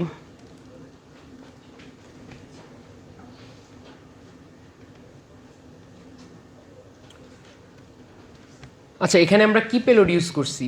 এখানে আমরা মেইনলি আগে তো আমরা ট্যাগ থেকে বের হয়েছি, তাই না? এটা তো আমরা এক্সপ্লেইন করছি। আমরা যখন ইমেজ সোর্স দিব, নট অলওয়েজ নেসেসারি যে আমরা স্ক্রিপ্ট ট্যাগ ইউজ করতে হবে টু এক্সিকিউট এ জাভাস্ক্রিপ্ট। কিছু ইভেন্টের মধ্যে কিন্তু জাভাস্ক্রিপ্ট এক্সিকিউটের পারমিশন থাকে। লাইক একটা ইমেজ আমরা লোড করলাম, বাট ইমেজটা কোনো কারণে সার্ভার এক্সিস্ট করে না, তাহলে কি হবে? একটা ইরর অকার হলো না? তখন আমরা অন ইররের আন্ডারে জাভাস্ক্রিপ্ট এক্সিকিউট করতে পারবো। বা একটা এ ট্যাগ আসলো, লাইক এখানেই দেখায় ইমেজ সোর্স এক্স দিলাম, যেটা এক্সিস্ট করে না, তাহলে আমরা যদি অন ইররের মধ্যে যদি ইরর হয়, তাহলে তুমি অ্যালার্ট করবা বা একটা ডেটা আমাকে ফ্যাচ করবা, তাহলেও কিন্তু আমরা এক্সিকিউট করতে পারবো। বা এটাও আমি চাইলাম না, আমি চাইলাম সে আমাকে রিডিরেক্ট করুক, অন্য একটা ম্যালিশিয়াস ওয়েবসাইটে নিয়ে যাক, যখন যেটা বুঝবেই না ভিকটিম। সেক্ষেত্রে আমরা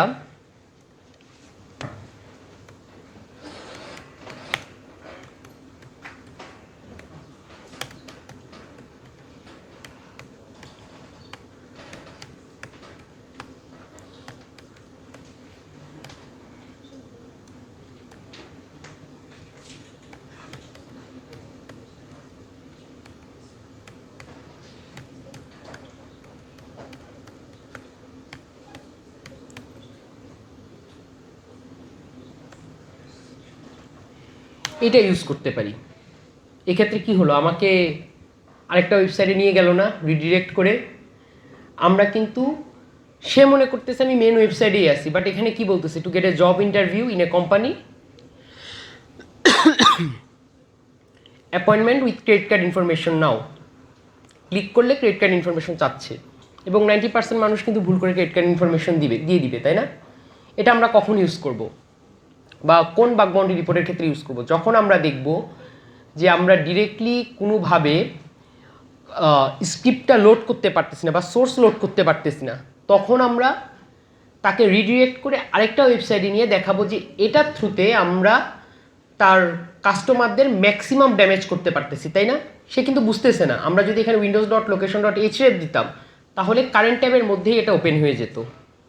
like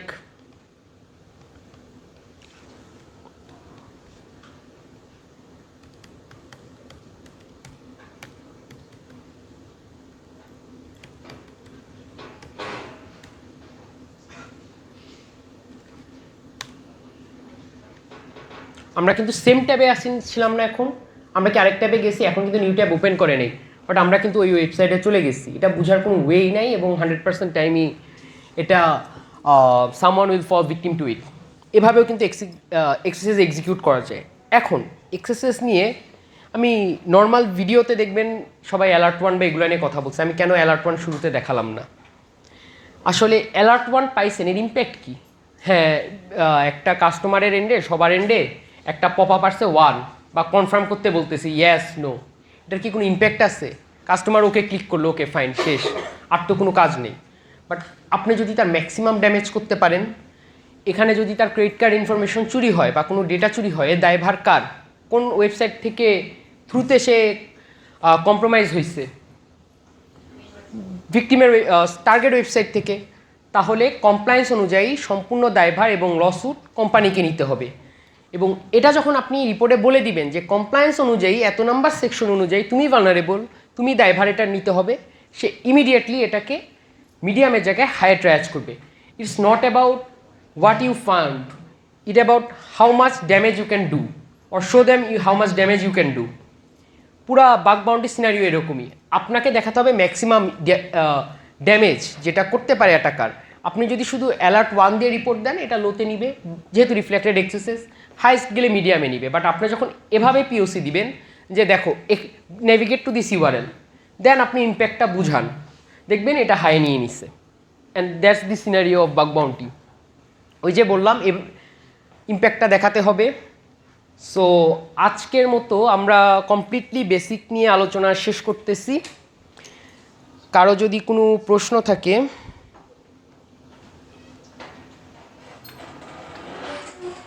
Feel free to ask. No pressure. Anybody?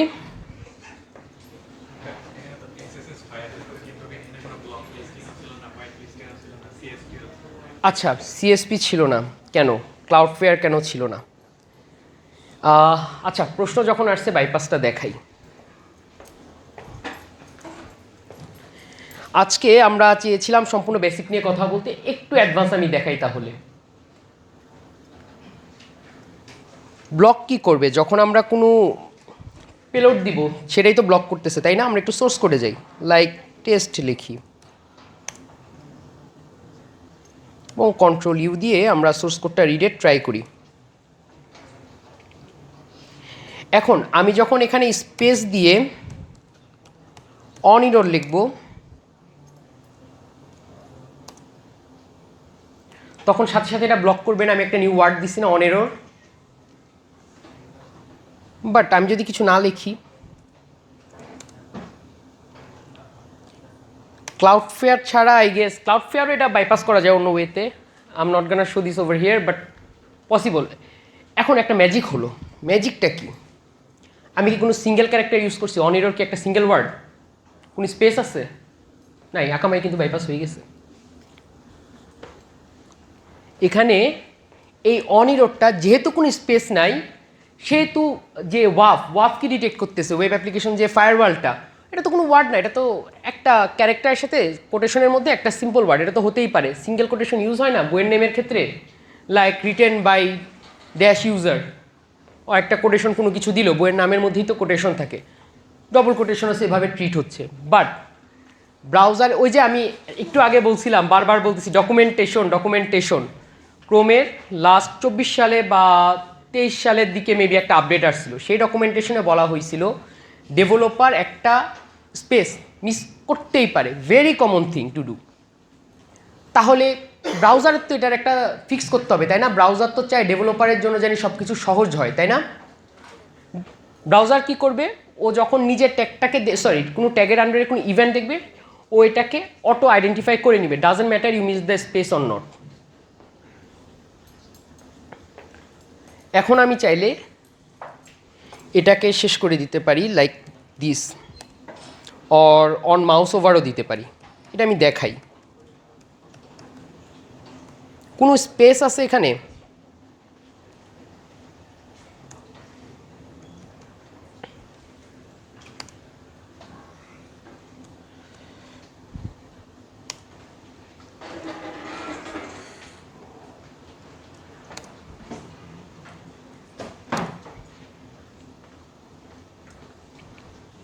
কোনো স্পেস ইউজ করছি আমি টেস্টের পর, কিন্তু টেস্টের সাথে অন মাউস ওভার কিন্তু একটা ওয়ার্ড হিসেবে ট্রিট হচ্ছে, তাই না?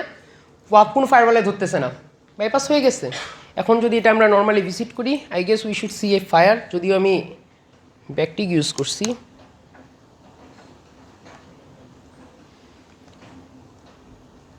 ও input tag,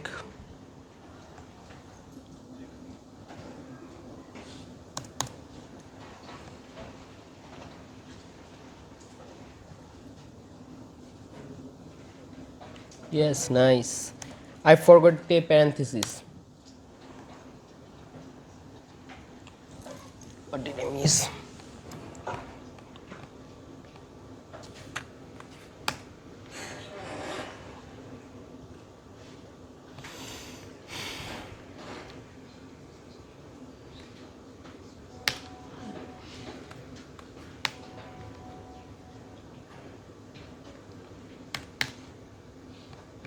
Okay, it popped up.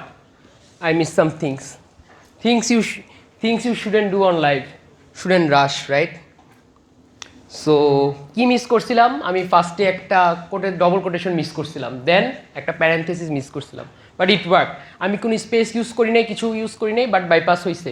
আমি যদি কোটেশনটা ছাড়াও করতে চাই, that was also an way. সেক্ষেত্রে ব্যাকটিক ইউজ করা লাগতো। ব্যাকটিক ইউজ করলে আমার প্যারেন্থেসিস যদি ব্লক করতো, প্যারেন্থেসিস বাইপাস হইতো। তাও যদি ব্লক করতো, ডট কি কোনো সময় ব্লক হয়? ডট ব্লক করে না। ডট দিয়ে ইভেন্টের আন্ডারে যে কমান্ডটা আছে সেটাকে আমরা জয়েন করতে পারি, কনক্যাট করতে পারি without using any parenthesis or something like that. সেটা দিয়েও কিন্তু বাইপাস হতে পারে, সব কিন্তু ডকুমেন্টেশনেই আছে। সো বাইপাস পসিবল, ওয়াফ 100% bypass possible, no matter how much security they input it. করতেছে তো, তাই না? রুট লজিক তো প্রত্যেক দিন ওয়াফের সাথে he is playing like a mouse and cat game, তাই না? ওয়াফ আনতেছে 30 থেকে 40 মিনিটের মধ্যে একটা বাইপাস পাবলিক করে দিচ্ছে। So possible. Any more questions? Like I said before, no pressure. Nobody? Okay guys, that's all for today. আমি নেক্সট সেশন নিয়ে যেটা নিব সেটায় maybe LFI or RFI or SQL injection নিয়ে কথা বলবো। So see you guys then. Have a great day. Bye good people.